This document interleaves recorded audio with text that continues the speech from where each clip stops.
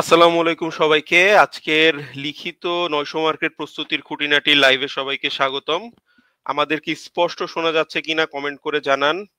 Like করে just আপনার উপস্থিতি জানান দেন যে আপনি আছেন আমাদের সাথে। আর যাদের বিসিএস রিটেন আছে তাদেরকে মেনশন করে দিন বা লাইভটি শেয়ার করে দিন যাতে তারা উপকৃত হয়। শুনতে পেলে স্পষ্ট আমাদেরকে একটু কমেন্ট করে জানান। আর লাইক দিয়ে জাস্ট জানান যে আপনি আছেন আমাদের সাথে। আমরা কিছুক্ষণের মধ্যেই আমাদের লাইভ বিস্তারিত যেই লাইভটি হবে সেটি শেয়ার শুরু করব। সো লাইভটি শেয়ার করে দেওয়ার অনুরোধ থাকলো এবং শোনা যাচ্ছে কিনা স্পষ্ট সেটা আমাদেরকে জানান।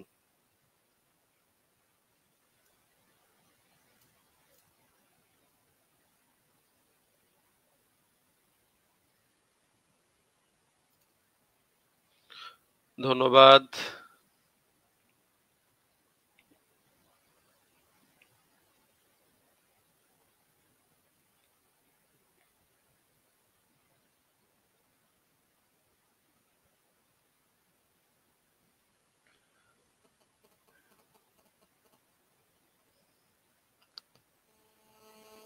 কিছুক্ষণের মধ্যে আমরা আমাদের লাইভটি শেয়ার করব।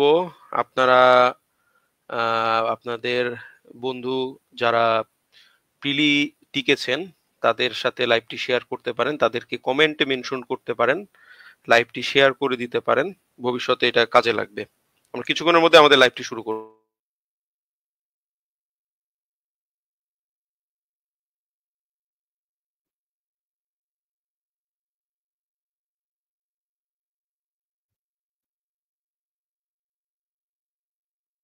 বিসিএস লিখিত সম্পর্কে আপনাদের যদি কোনো কোশ্চেন থাকে কমেন্ট করে রাখেন, অথবা হচ্ছে হলো আমাদের সেশন যখন চলবে তখনও চাইলে কমেন্ট করতে পারেন।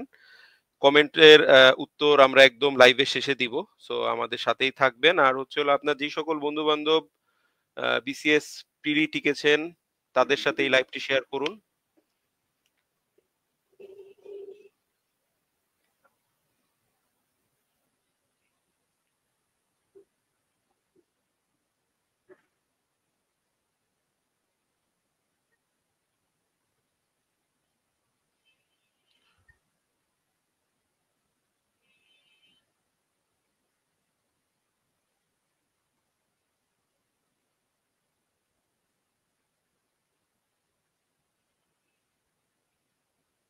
কিছুক্ষণের মধ্যে আমরা আমাদের লাইভটি শুরু করব।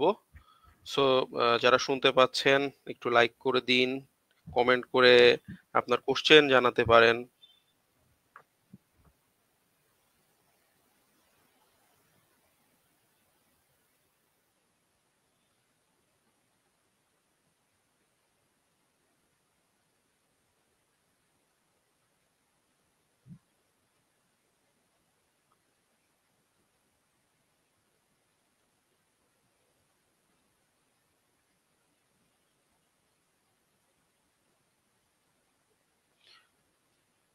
যারা অংশ নিয়েছেন সবাইকে স্বাগতম। আমরা 10টা 7 বাজে, 10টা 10 থেকে আমরা আমাদের লাইভটি শুরু করছি।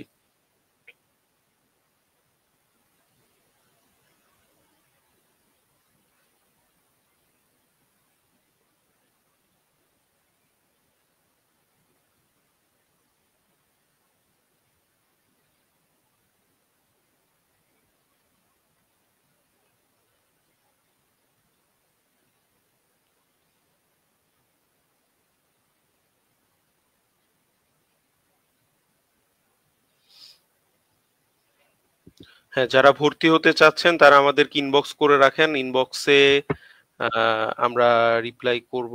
আমাদের প্রতিনিধি যারা আছেন তারা রিপ্লাই করবেন।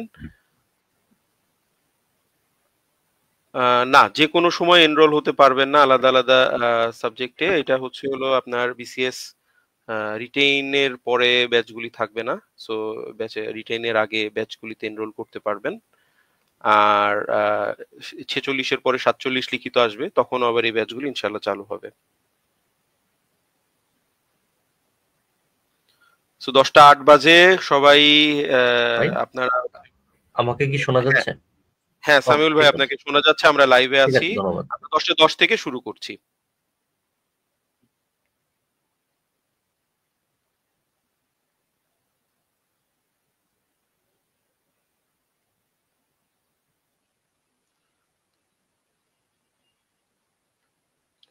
যারা যারা আমাদের সাথে আছেন সবাইকে আবারও আরেকবার স্বাগতম। আপনাদের যদি কোনো কোশ্চেন থাকে, কোনো কোয়ারিজ থাকে, সেগুলি হলো আমাদেরকে জানাতে পারেন মেসেজের মাধ্যমে।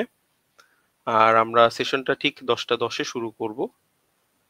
তো এর আগে আপনাদের প্রতি অনুরোধ থাকবে যে লাইভটি শেয়ার করে দিন, বিশেষ করে আপনাদের যে সকল বন্ধুদের বিসিএস রিটেন আছে তাদের সাথে একটু ইনবক্সে শেয়ার করে দিন, যেন তারা এই লাইভটি দেখে উপকৃত হতে পারে।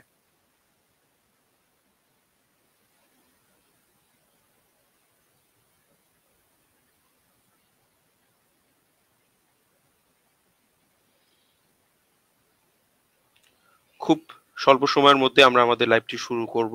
10টা 9 বাজে। আচ্ছা, আসসালামু আলাইকুম সবাইকে। আমরা শুরু করে দিতে পারি নাকি? আরেক মিনিট যাক, 10টা 10 থেকে আমরা শুরু করি।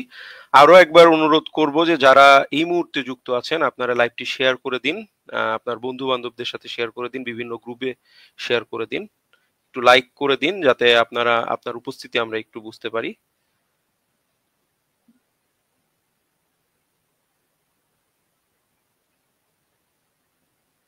ওকে, 10টা 10 বেজে গেছে, আমরা আমাদের মূল সেশন শুরু করছি। ধন্যবাদ। ধন্যবাদ। রাফি ভাই, আমাকে একটু হেল্প করেন, হচ্ছে কমেন্ট তো আমি দেখতে পারবো না, তো কমেন্ট গুলোর বিষয়ে আমাকে একটু হেল্প করেন। হ্যাঁ, হ্যাঁ, আমরা কমেন্টগুলি আমাদের সেশন শুরু শেষ করে লাস্টে আমরা কমেন্টগুলি নিয়ে নিব। একবারে লাস্টে আমাদের সেশন শেষ করে তখন আমি কমেন্টগুলি শো করে দিব, জাস্ট রিপ্লাই করলেই হবে। আচ্ছা আচ্ছা, ঠিক আছে।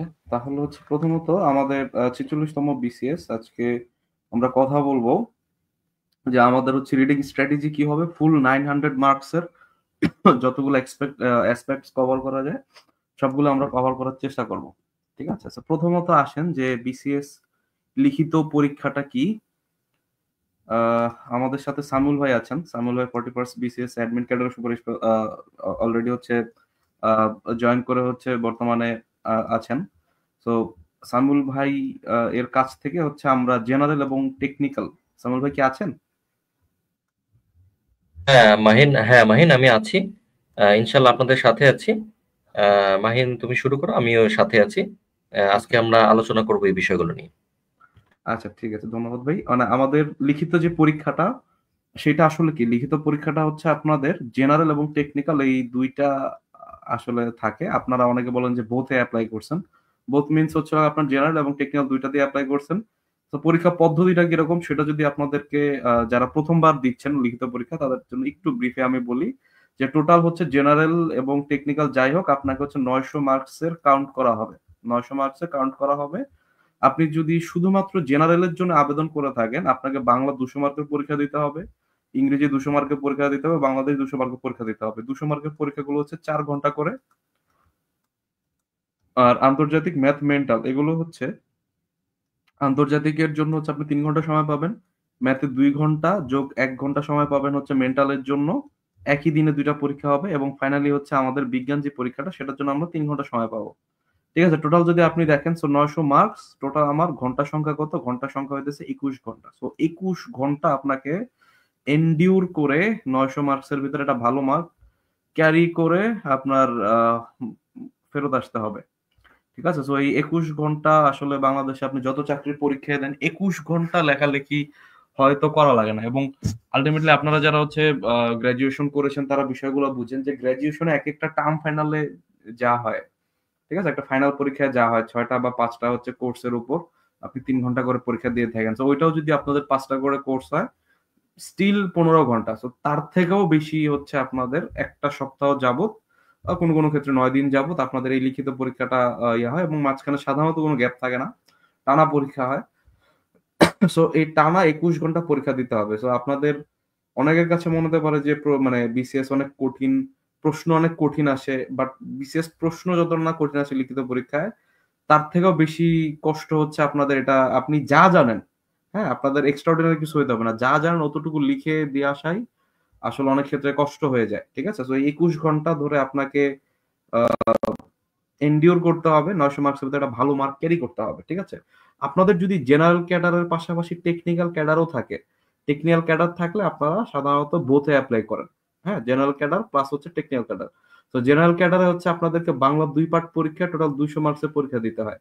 ঠিক আছে, টেকনিক্যাল ক্যাডারের জন্য বাংলা আগে একই পরীক্ষা ছিল, এখন বাংলা আলাদা করে দিছে। তো বাংলা এখন 100 মার্কের পরীক্ষা হয়, সম্পূর্ণ আলাদা ডেটে আপনাদের একটা বাংলা পরীক্ষা হয়ে থাকে আর কি। যারা টেকনিক্যাল পরীক্ষা দেবেন তাদের জন্য বাংলায় 100 মার্কের আলাদা পরীক্ষা, অর্থাৎ যারা টেকনিক্যাল দিচ্ছেন তাদের জন্য এই বাংলা, যারা বোথে অ্যাপ্লাই করছেন আর কি, যারা শুধু টেকনিক্যাল অ্যাপ্লাই করছেন কোনো প্রকার জেনারেল না, লাইক যারা বিশেষ করে যারা হচ্ছে হয়তো স্বাস্থ্য ক্যাডারে যেতে যাচ্ছেন, তাদের অনেক হচ্ছে সরাসরি হচ্ছে শুধুমাত্র টেকনিক্যালে দিয়ে থাকেন। তো শুধুমাত্র টেকনিক্যালে দিলে আপনার জন্য পরীক্ষা হইতেছে এই হইতেছে 900 মার্ক। আপনাদের এই জেনারেলের সাথে টেকনিক্যালের পার্থক্য কোন জায়গায় হয়? আপনাদের এই বিজ্ঞানের জায়গায় আপনাদের সাবজেক্টিভ পরীক্ষা দিতে হয়, আর বাংলা 200 মার্কের জায়গায় 100 মার্ক হয়, আর এই যে বিজ্ঞান 100 মার্ক। তো বাংলা 100 মার্ক কম, বিজ্ঞান 100 মার্ক কম, ঠিক আছে? বাংলা এখানে 200 জায়গায় 100 মার্ক পরীক্ষা দিলেন, আর বিজ্ঞানের ক্ষেত্রে ওই বিজ্ঞানের পরীক্ষাটার বদল আপনাদের কি দিতে হবে? সাবজেক্টিভ 200 মার্কের পরীক্ষা দিতে হবে।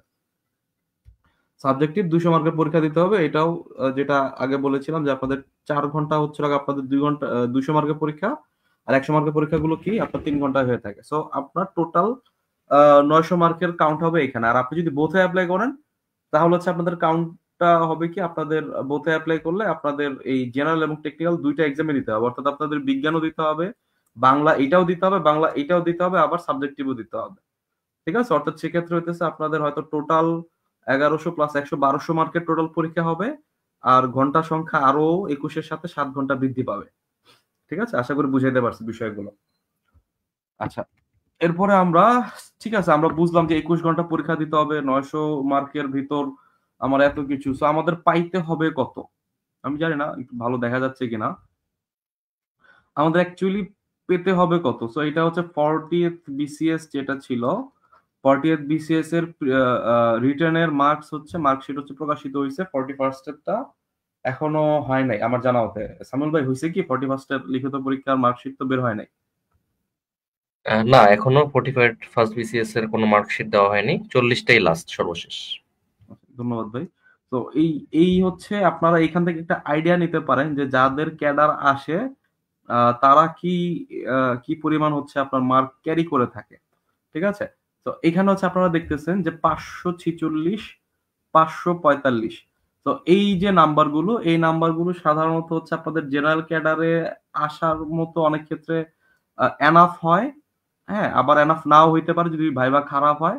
আপনার জেনারেল ক্যাডার এনাফ আসার মতো মার্ক কত? এই যে এখানে দেখেন যে 572 একটা মার্ক এসেছে, হ্যাঁ। তো এইটা হচ্ছে আপনাদের জেনারেল ক্যাডার আসার জন্য সাধারণত এনাফ হয়ে থাকে মোটামুটি একটা ভাইবা দিয়ে। আর আপনাদের 40 থেকে 50-র ভিতর যে রেঞ্জের মার্কগুলো, সেগুলোর সাথে একটা খুব ভালো ভাইবা আপনাদেরকে আসলে মোটামুটি একটা ভালো ক্যাডার এনে দিতে পারে, ঠিক আছে? এবং কিছু এক্সেপশনাল আছে, যেমন মনে করেন যে আপনাদের 506 পেয়েও ট্যাক্স ক্যাডার পেয়েছেন, আবার হচ্ছে 612 পেয়েছেন, ঠিক আছে? 612 পেয়ে হচ্ছে পুলিশে সেকেন্ড হয়েছিলেন তিনি, ঠিক আছে? তো ওই পুলিশে সেকেন্ড যিনি হয়েছিলেন তিনি কত 612 পেয়েছেন, ঠিক আছে? তো 612 মার্কস মানে কি আপনার হচ্ছে একদম টপ মোস্ট লেভেলে, মানে 600-র উপরে মার্ক হয়তো হাতে গোনা কয়েকজন পায়, মানে কয়েক, হয়তো সংখ্যাটা 10-এর বেশি নাও হইতে পারে, ঠিক আছে? অল্প কয়েকজন মানুষ 600-র উপরে নাম্বার পেয়ে থাকে, ঠিক আছে? তো সাধারণত হচ্ছে আপনাদের তাহলে টার্গেট কত করা উচিত? আপনাদের হাইস্টে টার্গেট করা উচিত যে ভাইয়া 600 এর নিয়তে পড়তেছি, 600 এর নিয়তে পড়ে আমার একটা দুইটা সাবজেক্ট যদি খারাপও হয়, আমার 10-20 নাম্বার কমে গেলে 570, 580 এই রেঞ্জের মার্ক আমার মোটামুটি একটা ভালো ভাইবা দিয়ে, মোটামুটি ভাইবা মানে একদম খারাপ না, মোটামুটি ভাইবা দিয়ে আমার একটা ভালো ক্যাডার আসা খুবই পসিবল, ঠিক আছে? মানে 570 রেঞ্জের প্লাস যদি পান তাহলে খুবই পসিবল। আর এছাড়াও আপনার 540, 550, 560 এই রেঞ্জের মার্ক নিয়ে খুবই ভালো ভাইবা দিয়ে ভালো ক্যাডার চলে আসে। আর কিছু এক্সেপশনাল আছে, হ্যাঁ, 500, 510 হচ্ছে আপনার মোটামুটি ক্যাডার চলে আসে, সেটা হচ্ছে এক্সেপশনাল ভাইবা বা এক্সেপশনাল আপনার কিছু যদি আপনার ভিতর দেখে, সেক্ষেত্রে 180, 90 যদি দেয়, সেক্ষেত্রে আসলে কিছু করার নেই, তাই না? তো সাধারণত আমরা যদি বলি এরকম একটা রেঞ্জে হচ্ছে আপনাদেরকে মার্ক পেতে হবে। তো আমাদের এই যে এই মার্কের রেঞ্জ নিয়ে যদি আমাদের সামুল ভাই আমাদের কিছু বলতেন।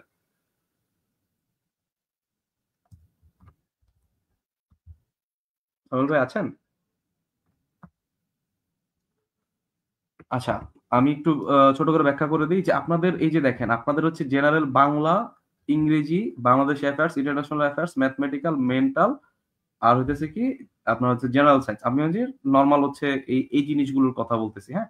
তো আপনারা দেখবেন যে বাংলাতে এখানে কত এসেছে, বাংলাতে এখানে এসেছে 70, আর হচ্ছে 57, আপনার হচ্ছে এখানে 128 না, না সরি 126 এসেছে, 126 এসেছে। বাংলা এখানে কিরকম এসেছে? বাংলা এখানে প্রায় 117 এসেছে আর কি, প্রায় 120 এর কাছাকাছি এসেছে। বাংলা এখানে কত এসেছে? 131 এসেছে। ঠিক আছে, বাংলা এখানে কত এসেছে? আপনাদের 132। ঠিক আছে, যিনি হচ্ছে 600 পেয়েছেন তার খাতাটা যদি দেখি, 600 প্লাস, তিনিও কিন্তু এরকম একটা ভালো রেঞ্জের মার্ক পেয়েছেন, 132। ঠিক আছে, তো আপনারা মোটামুটি দেখতে পাইতেছেন যে আপনাদের যে 200 মার্কের যে বাংলা সাধারণত আমাদের একটা ধারণা কি বাংলায় মার্ক তোলা খুবই কষ্ট, কিন্তু আপনারা কি দেখতেছেন বাংলায় অ্যাভেলেবল হইতেছে 120 থেকে 130 এর মতো মার্ক উঠতেছে অ্যাভেলেবল। হ্যাঁ, আপনি যদি একদম লেখায় একদম খারাপ না হন, ফ্রি হ্যান্ড রাইটিং একদম দুর্বল না হয়, আপনাদের 110 20 এই রেঞ্জে মার্ক আসবে। এবং আপনি যদি মোটামুটি ভালো একটা পরীক্ষা দিতে পারেন 130 বা তারও বেশি মার্ক কিন্তু হচ্ছে আপনার পক্ষে পাওয়া পসিবল। ঠিক আছে, এরপর আসেন ইংরেজিতে হচ্ছে আপনাদের 200 মার্কে কি অবস্থা। তো ইংরেজি 200 মার্ক আসলে খুবই ক্রুশিয়াল। সাধারণত বিসিএস পরীক্ষায় আপনারা দেখেন যে ফেল করেছে কয়েক হাজার ফেল করে। হ্যাঁ, তো এই ফেল যারা করে তারা সাধারণত কই ফেল করে? ইংলিশে ফেল করে। এবং আপনারা দেখবেন যে আপনাদের প্রথম পরীক্ষাটা সাধারণত ইংলিশ হয় না, অনেক সময় হয়, এটা ডিপেন্ড করে আপনাদের রুটিন যদি আপনারা দেখেন বিগত ইয়াগুলো। আমাদের সময় আমরা দেখেছি কি যে ইংলিশ পরীক্ষাটা দিলাম, ইংলিশ পরীক্ষাটা দেওয়ার পরে আমার মোটামুটি 1/3 হচ্ছে আপনার খালি হয়ে গেছে, মানে এর পরের দিন থেকে পরীক্ষায় বাকি মানুষরা আসতেছে না, কারণ কি ইংলিশে ভালো হয় নাই, ভালো ক্যাডার আসবে না, বিষয়টা হচ্ছে এরকম, তাই না? তো ইংরেজি হচ্ছে আপনার 40-এর আমার যতটুকু মনে পড়ে মোটামুটি ভালোই হার্ড হয়েছিল, একদম সহজ আসে নাই।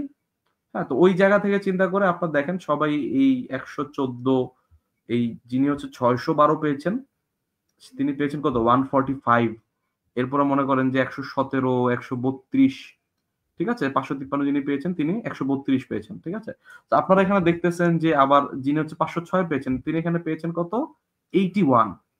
হ্যাঁ, সো 81 এ কিন্তু নাম্বারটা নেমে আসে। খেয়াল করেন আপনার হচ্ছে যদি কোনো সাবজেক্টে আপনি 30%, ঠিক আছে, 30% বা 200 মার্কের ভিতর 60 মার্কস যদি আপনি না তুলতে পারেন, ওই যেমন আপনি 59 পেলেন, এই 59 এর একটা নাম্বারও কিন্তু এখানে যুক্ত হবে না।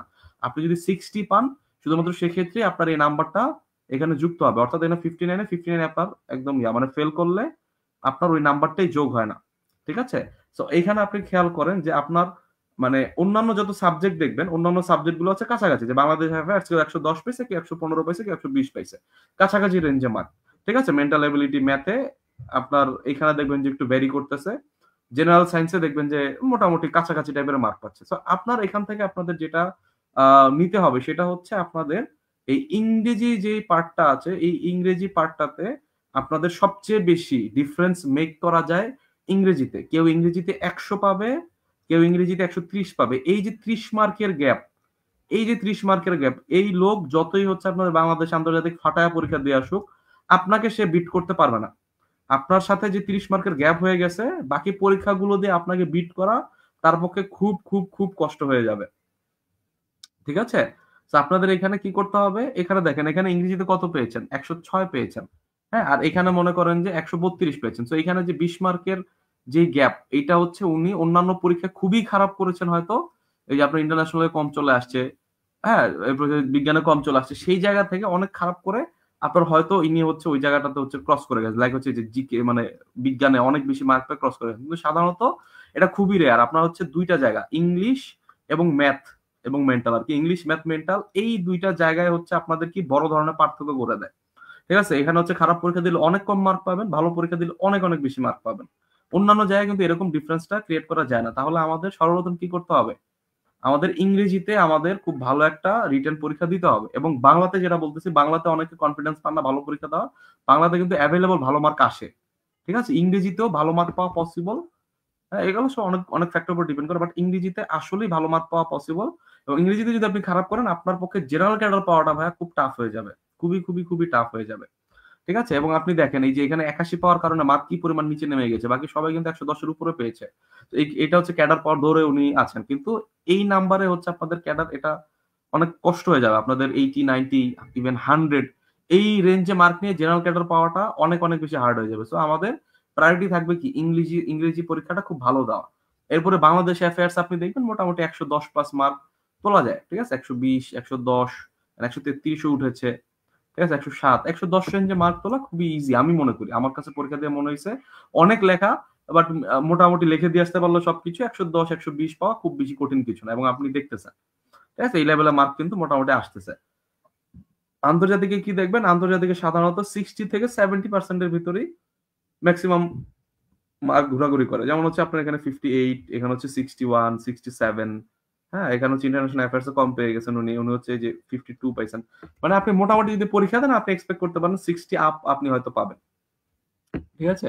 আর এরপরে হচ্ছে আপনাদের ম্যাথ মেন্টালে হচ্ছে এইটা দেখাটা আসলে উচিত হবে না, কারণ মেন্টালের এই ক্ষেত্রে খুব সম্ভবত 10টা বা 12টা কোশ্চেন খুব সম্ভবত বাদ দিয়েছে, হ্যাঁ প্রশ্নে ভুল ছিল বা কোনো ঝামেলা ছিল সেই কারণে বাদ দিয়েছে, ঠিক আছে। সেই কারণে হচ্ছে এইখানের হচ্ছে নাম্বারটা খুবই কম, কিন্তু এভারেজে হচ্ছে আপনাদের কি এই 40 মোটামুটি খুব তোলা যায় আর কি, মেন্টাল অ্যাবিলিটিতে 40 মোটামুটি তোলাই যায়, ঠিক আছে। এবার ম্যাথমেটিক্যালে মোটামুটি হচ্ছে আপনাদের যদি ভালো পরীক্ষা দিয়ে আসতে পারেন 50-তে 50ও পেয়েছে এমন রেকর্ড আছে। আবার যারা হচ্ছে ম্যাথে একদমই দুর্বল তাদের ক্ষেত্রে আমি মনে করি যে 35 এর মতো মার্ক ক্যারি করা খুব বেশি কঠিন কিছু হবে না। যারা ম্যাথে একটু দুর্বল তাদের ক্ষেত্রেও 35, মানে কতটাই বা দুর্বল হবেন, যেহেতু প্রিলি পাস করে আসেন একটা মোটামুটি তো বেসিক আছে তাই না।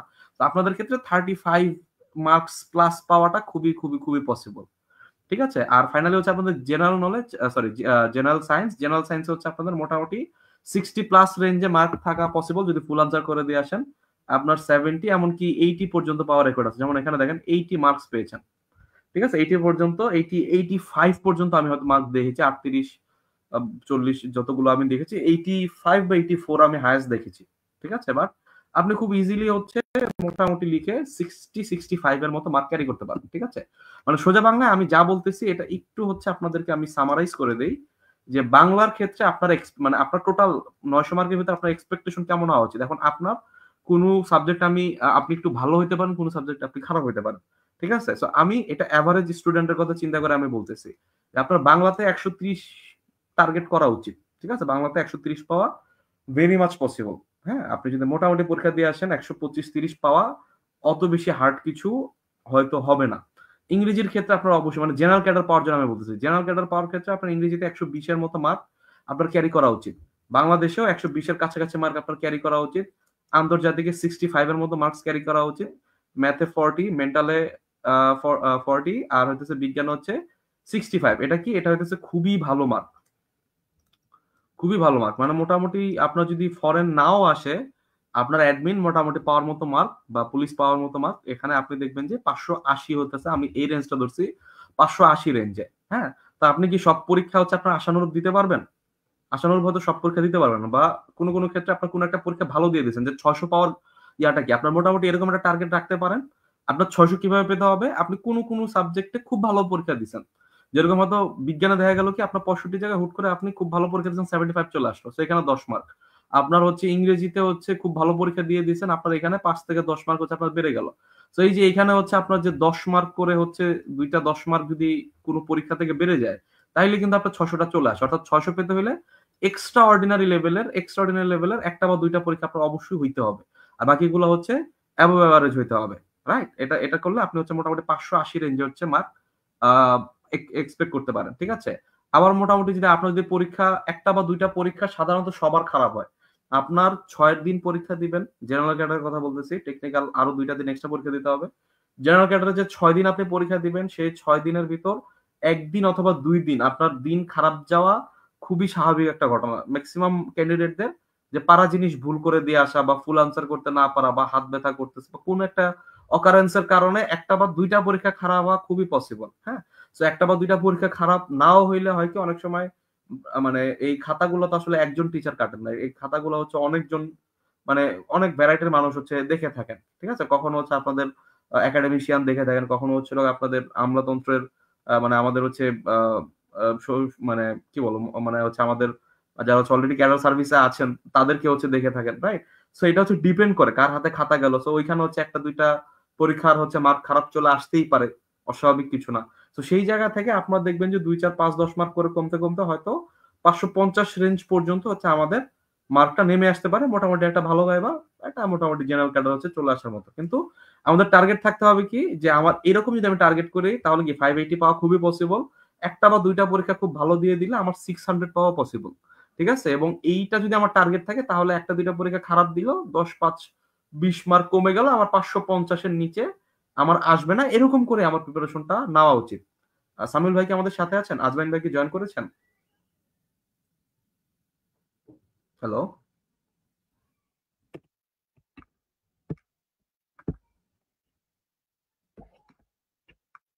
সামিউল ভাই আছেন? জিশান ভাই আছেন? আছে। আচ্ছা ভাই, আমাদের যদি এই জিনিসটা নিয়ে একটু আমাদেরকে বলতেন যে আমার 900 মার্কের ভিতর এই মার্ক কিরকম কি পাইতে হবে, এটা যদি আমাদেরকে একটু বলতেন। 900-র মধ্যে কত পাইতে হবে? হ্যাঁ, মনে করেন যে আমি এখানে একটা তাদের টার্গেটের মতো দিলাম, হ্যাঁ, এই জিনিসটা নিয়ে যদি আপনি 900-র একটু বলতেন। মধ্যে আমার কাছে মনে হয় যে 900-র মধ্যে অ্যাটলিস্ট 520 থেকে 600-র মধ্যে পেতে হবে। যেটা তুমি বলছো হচ্ছে 550 থেকে 580 আর কি। তো 520 এর উপরে পেলে অ্যাটলিস্ট কোনো না কোনো ক্যাডার হচ্ছে, সে যদি ভাইবা একটু ভালো দেয়, ঠিক আছে, মানে তার নাম্বার যদি ভাইবাতে একটু ভালো হয় সে ক্যারি করতে পারে। আর সে যদি সেফ থাকতে হয় তাহলে 550-এর বেশি পাওয়া লাগবে আর কি। হ্যালো, কথা শোনা হচ্ছে? হ্যালো, হ্যাঁ জিসান, কথা শোনা যাচ্ছে, প্লিজ কন্টিনিউ। হ্যাঁ, তো বলতেছিলাম যে 550 অ্যাটলিস্ট পাওয়া লাগবে। তো সেই ক্ষেত্রে হচ্ছে আমাদের যে এখানে দেখানো হলো যে 130, 120 যেভাবে পাওয়া যেত, এখন অনেকে দেখা যাচ্ছে যে সে হয়তো বা অন্য কোনো মানে ম্যাথে অনেক ভালো, তার হচ্ছে 45+, 45 অথবা 50 থাকে, অথবা সে বিজ্ঞানে ভালো, ঠিক আছে, তো সেক্ষেত্রে সে হচ্ছে তার মতো করে অ্যাডজাস্ট করে নিতে পারে।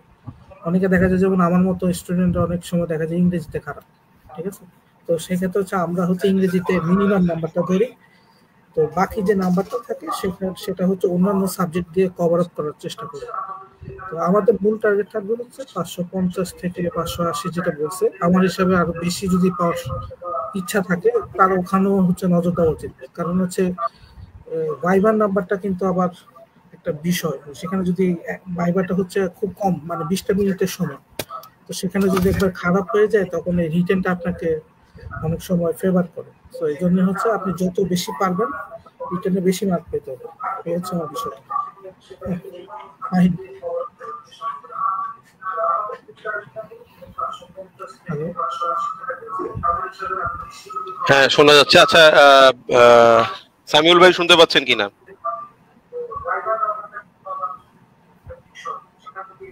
সামিউল ভাই? হ্যাঁ, আসসালামু আলাইকুম। আমার কথা শোনা যাচ্ছে? হ্যাঁ শোনা যাচ্ছে।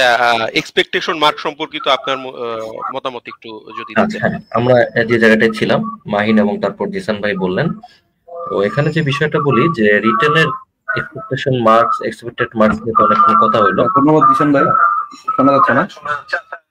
হ্যালো, এবার শোনা যাচ্ছে? Hello, hello. হ্যাঁ শোনা যাচ্ছে, সামিউল ভাই শোনা শোনা যাচ্ছে, প্লিজ যাচ্ছে, শোনা কন্টিনিউ। যাচ্ছে। আমি শেষ ওকে, করে ওকে, ফেলি। আমি যেটা বলছি সেটা হলো যে রিটেনের মার্কস তো আপনারা মোটামুটি শুনলেন যে 550 থেকে 80, মানে এইটাই একটা রিটেনের জন্য ভালো মার্কস। হ্যাঁ, এর বেশি বেশি আশা করে সময় আর ভাইবার মার্কস নিয়ে আমি একটু বলতাম। সেটা হচ্ছে যে ভাইবার মার্কসটা টোটালি ডিপেন্ড করে যে ওই মুহূর্তে আসলে কেউ বোধহয় একটু আনমিউট করলে ভালো হয়। এখানে কোনো কারণে শোনা যাচ্ছে না। আচ্ছা, এখন শোনা যাচ্ছে, ওকে। যেটা হচ্ছে যে ভাইবার মার্কস যদি আমি একটু বলি, রিটেন মার্কস নিয়ে অনেকক্ষণ তো কথা হলো, মোটামুটি এটাই ঠিক আছে। 550 থেকে 580 যে ভেরি গুড নাম্বার, মানে এইটা দিয়েই ক্যাডার হয়। এর বেশি তারা ক্যাডার হইতেও পারে, অথবা মানে হইলে খুব ভালো ক্যাডার হবে, ঠিক আছে। সো 550 থেকে 80 গুড মার্কস। ভাইভায় যেটা হয়, ভাইভায় একটা ক্যাটাগরি আছে 180+, কাউকে যদি দিতে হয় সেক্ষেত্রে এক্সট্রাঅর্ডিনারি হওয়া লাগে এবং রিজনটা লেখা লাগে যে কেন এই লোকটাকে এক্সট্রাঅর্ডিনারি মনে হয়েছে। এর নিচে মোটামুটি আপনারা তো জানেন যে 100 মার্কে পাস, আমরা আপাতত যতদূর জানি আমরা ভাইবার মার্কস সম্পর্কে, তো 120, 110 এটা অহরহ প্রায় পায়। 130, 40, 50 দিস আর দ্য মার্কস যেখানে ম্যাক্সিমাম ক্যাডাররা যায়। 130, 40, 50 আর 160 খুব ভালো করলে মোটামুটি তারা সব ক্যাডারে প্রথম দিকে টপ করে। হ্যাঁ, আর 70, 80 তো বললামই, যে 80, 90 এগুলো হচ্ছে খুব এক্সট্রাঅর্ডিনারি যাকে মনে হয়। হ্যাঁ, মানে সুপার, যাকে দেখে মোহিত হয়ে গেছে, যেটা সাধারণত হয় না। সো আমরা ধরতে পারি যে ভাইবার মার্কস বিষয়ে যেটা, সেটা হচ্ছে 130, 40, 50 good marks, very good marks. আর 160 হয়েছে এক্সট্রাঅর্ডিনারি, ভালোই মার্কস। হ্যাঁ, আর 180 তো সুপার। সো এই মোটামুটি আমার মোটামুটি মানে নিজস্ব অভিজ্ঞতা ভাইবার মার্কস বিষয়ে। আর এখানে আপনাদের এক্সপেকটেশন 550 থেকে 80 করাই বেস্ট। আমি খুব সংক্ষেপে যদি বলি 550 থেকে 80 করাটাই বেস্ট। এতক্ষণ তো আপনারা শুনলেনই, আমি আর ওই জিনিসটা নতুন করে বলছি না, যা বলার মাহিন এবং পরবর্তী জনেরা বলে গেছেন। মানে এইটাই আমার মোটামুটি এক্সপেকটেশন। Thank you.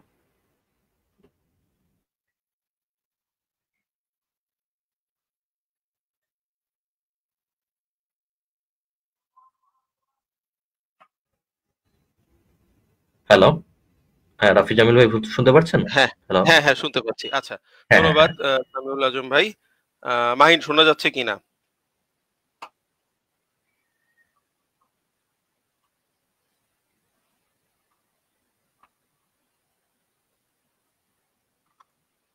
ধন্যবাদ সামিউল ভাই। হ্যালো, শোনা যাচ্ছে না? হ্যাঁ শোনা যাচ্ছে। আচ্ছা, সামিউল ভাই যেটা বললো এটা একটা ইম্পর্টেন্ট কথা, যে আপনারা মনে করতেছেন যে 20-30 মার্কই তো বেশি পাইতে হবে বা এই টাইপের কিছু, কিন্তু আপনার আপনার মোটামুটি আপনার যেই পড়াশোনা দিয়ে হচ্ছে আপনার 540 550 পাওয়া, হ্যাঁ, সেখান থেকে আর 10 মার্ক, আর 20 মার্ক, আর 30 মার্ক উঠা খুবই খুবই খুবই কষ্টকর, হ্যাঁ। এবং ওই এক্সট্রা এতটুকু পার হইতে হইলে আপনাকে হচ্ছে প্রতিদিন যথেষ্ট পরিমাণে আর কি পরিশ্রম, একটু নিয়মিত পড়াশোনা করা এবং নিয়মিত হচ্ছে নিজেকে একটু একটু করে বেটার করা, এইটুক হচ্ছে মাইল অর্জন করতে হলে আপনার অনেকটা হচ্ছে কষ্ট করতে হয়, ঠিক আছে। 520 থেকে 540 রেঞ্জে অ্যাভেলেবল হচ্ছে আপনি, মানে আপনি যদি আপনাদেরকে যদি সব খাতা দেখতে দেওয়া হইতো বা হচ্ছে আপনি যদি দেখতেন, তবে দেখবেন যে 520 থেকে 540 খুবই অ্যাভেলেবল মার্ক, হ্যাঁ। কিন্তু ওখান থেকে আরেকটু এক্সট্রা মাইল যাওয়া, অর্থাৎ জেনারেল ক্যাডার, ইভেন হচ্ছে আপনার একটু শুরুর দিকের ক্যাডার গুলো পেতে যেটা করতে হয়, হ্যাঁ, ওইটা কিন্তু এই যে সাধারণ 10-20-30 মার্ক বাড়ানো কিন্তু বেশ কষ্ট, যেটা হচ্ছে সামিল ভাই বললেন, ঠিক আছে। তো সেটা নিয়ে হচ্ছে আমরা কথা বলবো, যে আমাদের লিখিতর যেই ম্যাটেরিয়াল গুলো কি হওয়া উচিত, যে আমি এই মার্কটা যে অ্যাচিভ করতে চাই, লিখিতর ম্যাটেরিয়াল কি হওয়া উচিত। তো সবাই আপনার যারা গতানুগতিক পড়াশোনা করে আসি, আমরা সাধারণত বাজারে যাই, হয়তো ডাইজেস্ট কিনি অথবা এক সেট বই কিনি, ঠিক আছে। লিখিতর এক সেট বই কিনা বাজার থেকে চলে আসি, এটা দিয়ে হচ্ছে আপনাদের পড়াশোনা করে মোটামুটি পরীক্ষা দিতে যাই। বাট এর বাইরেও কিছু জিনিস আছে, যেমন হচ্ছে আপনাদেরকে কোয়ালিটি কিছু আর্টিকেল এবং সম্পাদকীয় কালেকশন আপনার থাকা উচিত। আগামী 3-4 মাস যাই পড়াশোনা করবেন, রেগুলার একটু হচ্ছে আপনার একটু কোয়ালিটি আর্টিকেল, মানে সম্পাদকীয়, মানে পেপারে ছাপা হইতে হবে এরকম না, আপনার কোনো প্রবন্ধ বা ভালো কিছু জিনিস, মানে কোয়ালিটি রাইটিং আছে এরকম জিনিসগুলো আপনার যত বেশি রিড করবেন, আপনার কলম দিয়ে হচ্ছে তত বেশি কোয়ালিটি লেখা বের হবে, রাইট। আপনার যদি হচ্ছে ওই ছোটবেলা থেকে আমরা লিখে আসছি, এরপরে হচ্ছে আমরা ইন্টারের পরে হচ্ছে ভার্সিটিতে ভর্তি হইলাম, অনেকেই তো আমরা আর্টস ফ্যাকাল্টির সাবজেক্টে পড়ি না, হয়তো সায়েন্স বা কমার্সে পড়ার কারণে হচ্ছে আমাদের ইংরেজি লেখার হয়তো কিছু অভ্যাস হয়েছে, বাংলা লেখার কিছু অভ্যাস হয়েছে, কিন্তু আমাদের অনেক ক্ষেত্রেই দেখা যায় কি আমাদের ওই লেভেলটা আসে নাই, যে আপনার একজন একাডেমিশিয়ানের লেখা বা একজন মনে করেন যে একজন একজন হচ্ছে আমলাতন্ত্রের একজন সদস্য হিসেবে আপনার যে লেভেলের লেখা হওয়া উচিত, বা একজন কলামিস্টের যে পরিমাণ লেখা, ওই কোয়ালিটিতে যাইতে হলে আপনাদের কি ওই কোয়ালিটির লেখা প্রচুর পরিমাণে পড়তে হবে। এই জিনিসগুলো সাধারণত পেপার হচ্ছে খুব অ্যাভেলেবল সোর্স, পেপার ছাড়া অনেকগুলো সোর্স আছে, আমাদের যারা কোর্সে ভর্তি হবেন তাদের হয়তো এই জিনিসটা হচ্ছে আমরা প্রোভাইড করবো, যে একটু কোয়ালিটি লেখা, প্রতিদিন একটু একটু করে কোয়ালিটি লেখা একটু আপনাদেরকে পড়তে দেবো, যার ফলে কি আপনাদের ভিতরে আস্তে আস্তে এই ভিতরে যে পটেনশিয়ালটা সেটা হচ্ছে হাইয়েস্ট আপনারা ইউটিলাইজ করতে পারেন, রাইট। এরপরে হচ্ছে আপনাদেরকে নিজেদের অথবা হচ্ছে মানুষের নোটপাতি এবং চোথাপাতি পড়তে হবে, কারণ হচ্ছে আপনার এই বইয়ে হইতেছে একদম যে খুব ভালো লেখা ফেলছে, যে অ্যাভেলেবল যে বই পাওয়া যায় সেটার ভিতর হচ্ছে প্রত্যেকটা অ্যাসপেক্ট হচ্ছে আপনার কভার করছে, এরকম সাধারণত হয় না। সো বা হচ্ছে আপনার যতটুকু প্রয়োজন, আপনার হচ্ছে কোন একটা জায়গায় আপনি একটু দুর্বল বা কোন একটা জায়গায় হচ্ছে আপনাদের কাজ করা প্রয়োজন, তো সেই জায়গাগুলোতে হচ্ছে আপনাদের নিজেদের চোথা অথবা নোট এগুলা হচ্ছে আপনাদেরকে বানানো উচিত, বা হচ্ছে আমাদের পক্ষ থেকেও আমাদের যে কোর্সটা হচ্ছে আছে এটা সামনে বলবো, ওইখানে হচ্ছে আমাদের যতটুকু হচ্ছে আপনাদের যেগুলো আর কি বইয়ে আপনার স্ট্যান্ডার্ড ফরম্যাটের থেকে হচ্ছে ভালো করা সম্ভব, ওই জিনিসগুলো নোট এবং হচ্ছে বাংলাদেশ আন্তর্জাতিকের যে টুকটাক নোটস গুলো, এগুলো হচ্ছে কিন্তু আপনারা শেয়ার করা হবে, ঠিক আছে। আর এরপরে আপনাদের কাজ করতে হবে আনসার ফরম্যাট নিয়ে, খালি পড়লেই হবে না, আমাদের এই 900 মার্কের প্রত্যেকটা নাম্বার লেখার কিছু না কিছু ফরম্যাট আছে, সেখান থেকে একটা বেস্ট ফরম্যাট হচ্ছে আপনাদেরকে খুঁজে বের করে নিয়ে আসতে হবে, ঠিক আছে। আমি একটু আমার ইয়াটা শেয়ার করি। 43 বিসিএস কিন্তু আমার যে খুব ভালো হয়েছে তা না, আমি অ্যাকচুয়ালি খুব ভালো দিয়েছি, মানে আমার এক্সপেকটেশন অনুযায়ী ভালো হয়েছে 44 বিসিএস, সেইটার ভাইবা তো দিয়েছিলাম, সেটা আবার রিশিডিউল হয়েছে, আমি জানি না দিব কি দিব না, বাট আমার 43-এ ক্যাডার আসবে এইটা আমি আসলে অনেক মানে আমি এক্সপেক্ট করছিলাম, এটা আমি স্বীকার করবো না, ঠিক আছে। কারণ এই আমার দেখা গেছে কি আমার বাংলাদেশ বিষয়াবলিতে একটু 20 মার্ক হচ্ছে আমার একটু খারাপ লিখছি বা ছুটে গেছে।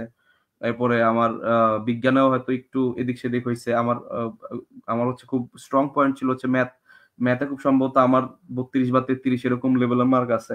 আমার কিছু কিছু জায়গায় একটু আমি হোঁচট খাইছি, হ্যাঁ, বাট হোঁচট খাওয়ার পরেও আমার কাঙ্ক্ষিত ক্যাডার চলে আসছে কেন? কারণ এই যে আমার এই 900 মার্কের প্রত্যেকটাতেই গ্রুপ স্টাডি করতাম বা অনেকের সাথে শেয়ার টেয়ার করে আমাদের হচ্ছে একটা খুব সুন্দর একটা ফরম্যাট ছিল যে আমাদের এই জিনিস এই ফরম্যাটে লিখবো।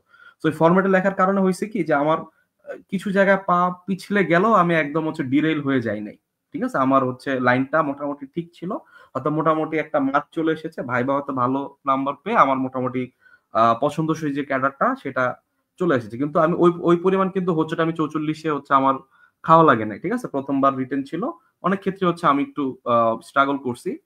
তো ওই জায়গা থেকে আর কি আপনাদের আনসারের যে ফরম্যাট গুলো আছে, প্রত্যেকটা জিনিসের আনসারের ফরম্যাট আছে। আপনার বাংলাদেশের আপনি প্রথম পরীক্ষার ধরেন বাংলায় দিলেন, বাংলা সাহিত্য লেখার ফরম্যাট আছে, ব্যাকরণের কোশ্চেন লেখার কিছু ফরম্যাট আছে, আমাদের হচ্ছে ভাব সম্প্রসারণ, সারমর্ম, গ্রন্থ সমালোচনা, হ্যাঁ, এরপরে থেকে শুরু করে এভরিথিং কিছু না কিছু মানে প্রত্যেকটা লেখারই কিছু না কিছু আপনার একটা ফরম্যাট আছে। তো ফরম্যাটটা যদি আপনার সুন্দর থাকে, লেখার স্ট্রাকচার যদি সুন্দর হয়, আপনার মোটামুটি একটা ভালো মার্ক ক্যারি করাটা অনেক ক্ষেত্রে আপনার জন্য পসিবল হয়েছে। এবং এইটা হচ্ছে ইম্পর্টেন্ট কেন, আপনার বেসিক যা আছে তাই একটু হচ্ছে আপনি ফরম্যাট স্ট্রাকচার এই জিনিসগুলো শিখছেন, আপনার ওই সেম বেসিকে সেম যে হচ্ছে আপনার পটেনশিয়াল সেটাতে আপনি দেখা গেল কি যে আপনি হয়তো 530-এর মতো মার্ক পাইতেন, জাস্ট আনসারের ফরম্যাট এবং এভরিথিং আপনার সুন্দর হওয়ার কারণে এটাতে একটা 20 মার্কের বুস্ট চলে আসলো, 550 আপ হয়ে গেল নাম্বারটা, ঠিক আছে। তো এই যে বুস্টটা এটা হচ্ছে আপনাদের দেখা যায় কি সেম আপনার মতোই একজন হচ্ছে পরিশ্রমী, আপনার মতোই একজন মেধাবী, হ্যাঁ, তার থেকে হচ্ছে আপনি 20টা মার্ক হচ্ছে বেশি নিয়ে আসতে পারেন কি আপনার যে স্ট্রাকচার যদি আপনার মোটামুটি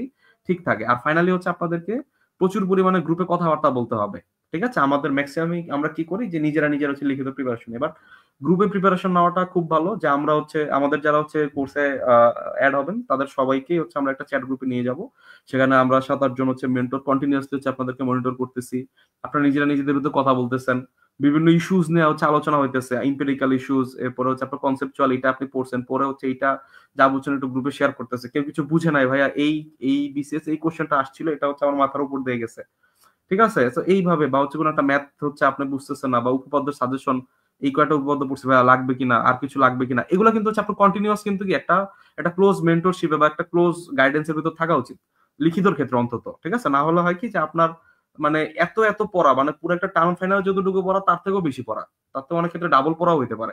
তো এত পড়ার ভিতরে আসলে হারায় যাওয়াটা খুবই স্বাভাবিক।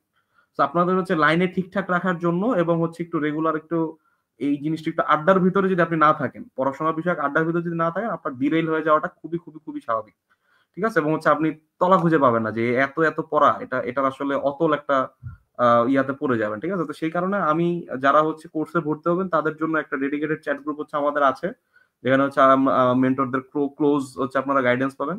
আর যারা হচ্ছে কোর্সে অ্যাড হতে ইচ্ছুক না তাদেরও আমি বলবো যে আপনারা নিজেদের ভিতর যেভাবে পারেন একটু গ্রুপিং করে, যদি আপনার পড়াশোনা না হয়, হ্যাঁ, সেই ক্ষেত্রে হচ্ছে আপনাদের বা গ্রুপিং করে নির্দিষ্ট টার্গেট নিয়ে যদি আপনাদের পড়াশোনা না করতে পারেন তাহলে হচ্ছে ভাই কপালে দুঃখ আছে, ঠিক আছে।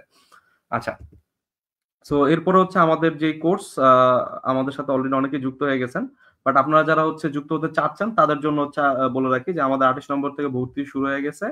আমাদের হচ্ছে 30টা পরীক্ষা এবং 35টা নির্দেশনা ক্লাস ন্যূনতম, এর থেকে সাধারণত আমাদের বাড়ে, সাধারণত কমে না কখনোই। এর থেকে মানে আমাদের এখানে টার্গেটটা কি আপনাদেরকে বাংলা ইংলিশের হচ্ছে ফরম্যাট গুলো ধরায় দেওয়া, যে এই জিনিসগুলো এই লেখাগুলো কিভাবে লেখে। ম্যাথ মেন্টালের হচ্ছে সাজেশন ধরায় দেওয়া, ম্যাথ মেন্টালের আসলে ওইরকম করে আপনাদের হয়তো খুবই অল্প টাইম পাবো, আমরা 3 মাসের মতো টাইম পাবো। তো ওই 3 মাসের ভিতর টাইমে আপনাদেরকে একদম হচ্ছে গণিতে দক্ষ করে দেওয়া আসলে পসিবল না। আর আমরা এক্সপেক্ট করতেছি মোটামুটি গণিতে ভালো বেসিক আছে, মোটামুটি সাজেশন দিব, এরপর যদি হেল্প লাগে আমাদের গ্রুপ আছে, গ্রুপের ভিতর হচ্ছে কথাবার্তা নিয়ে হবে।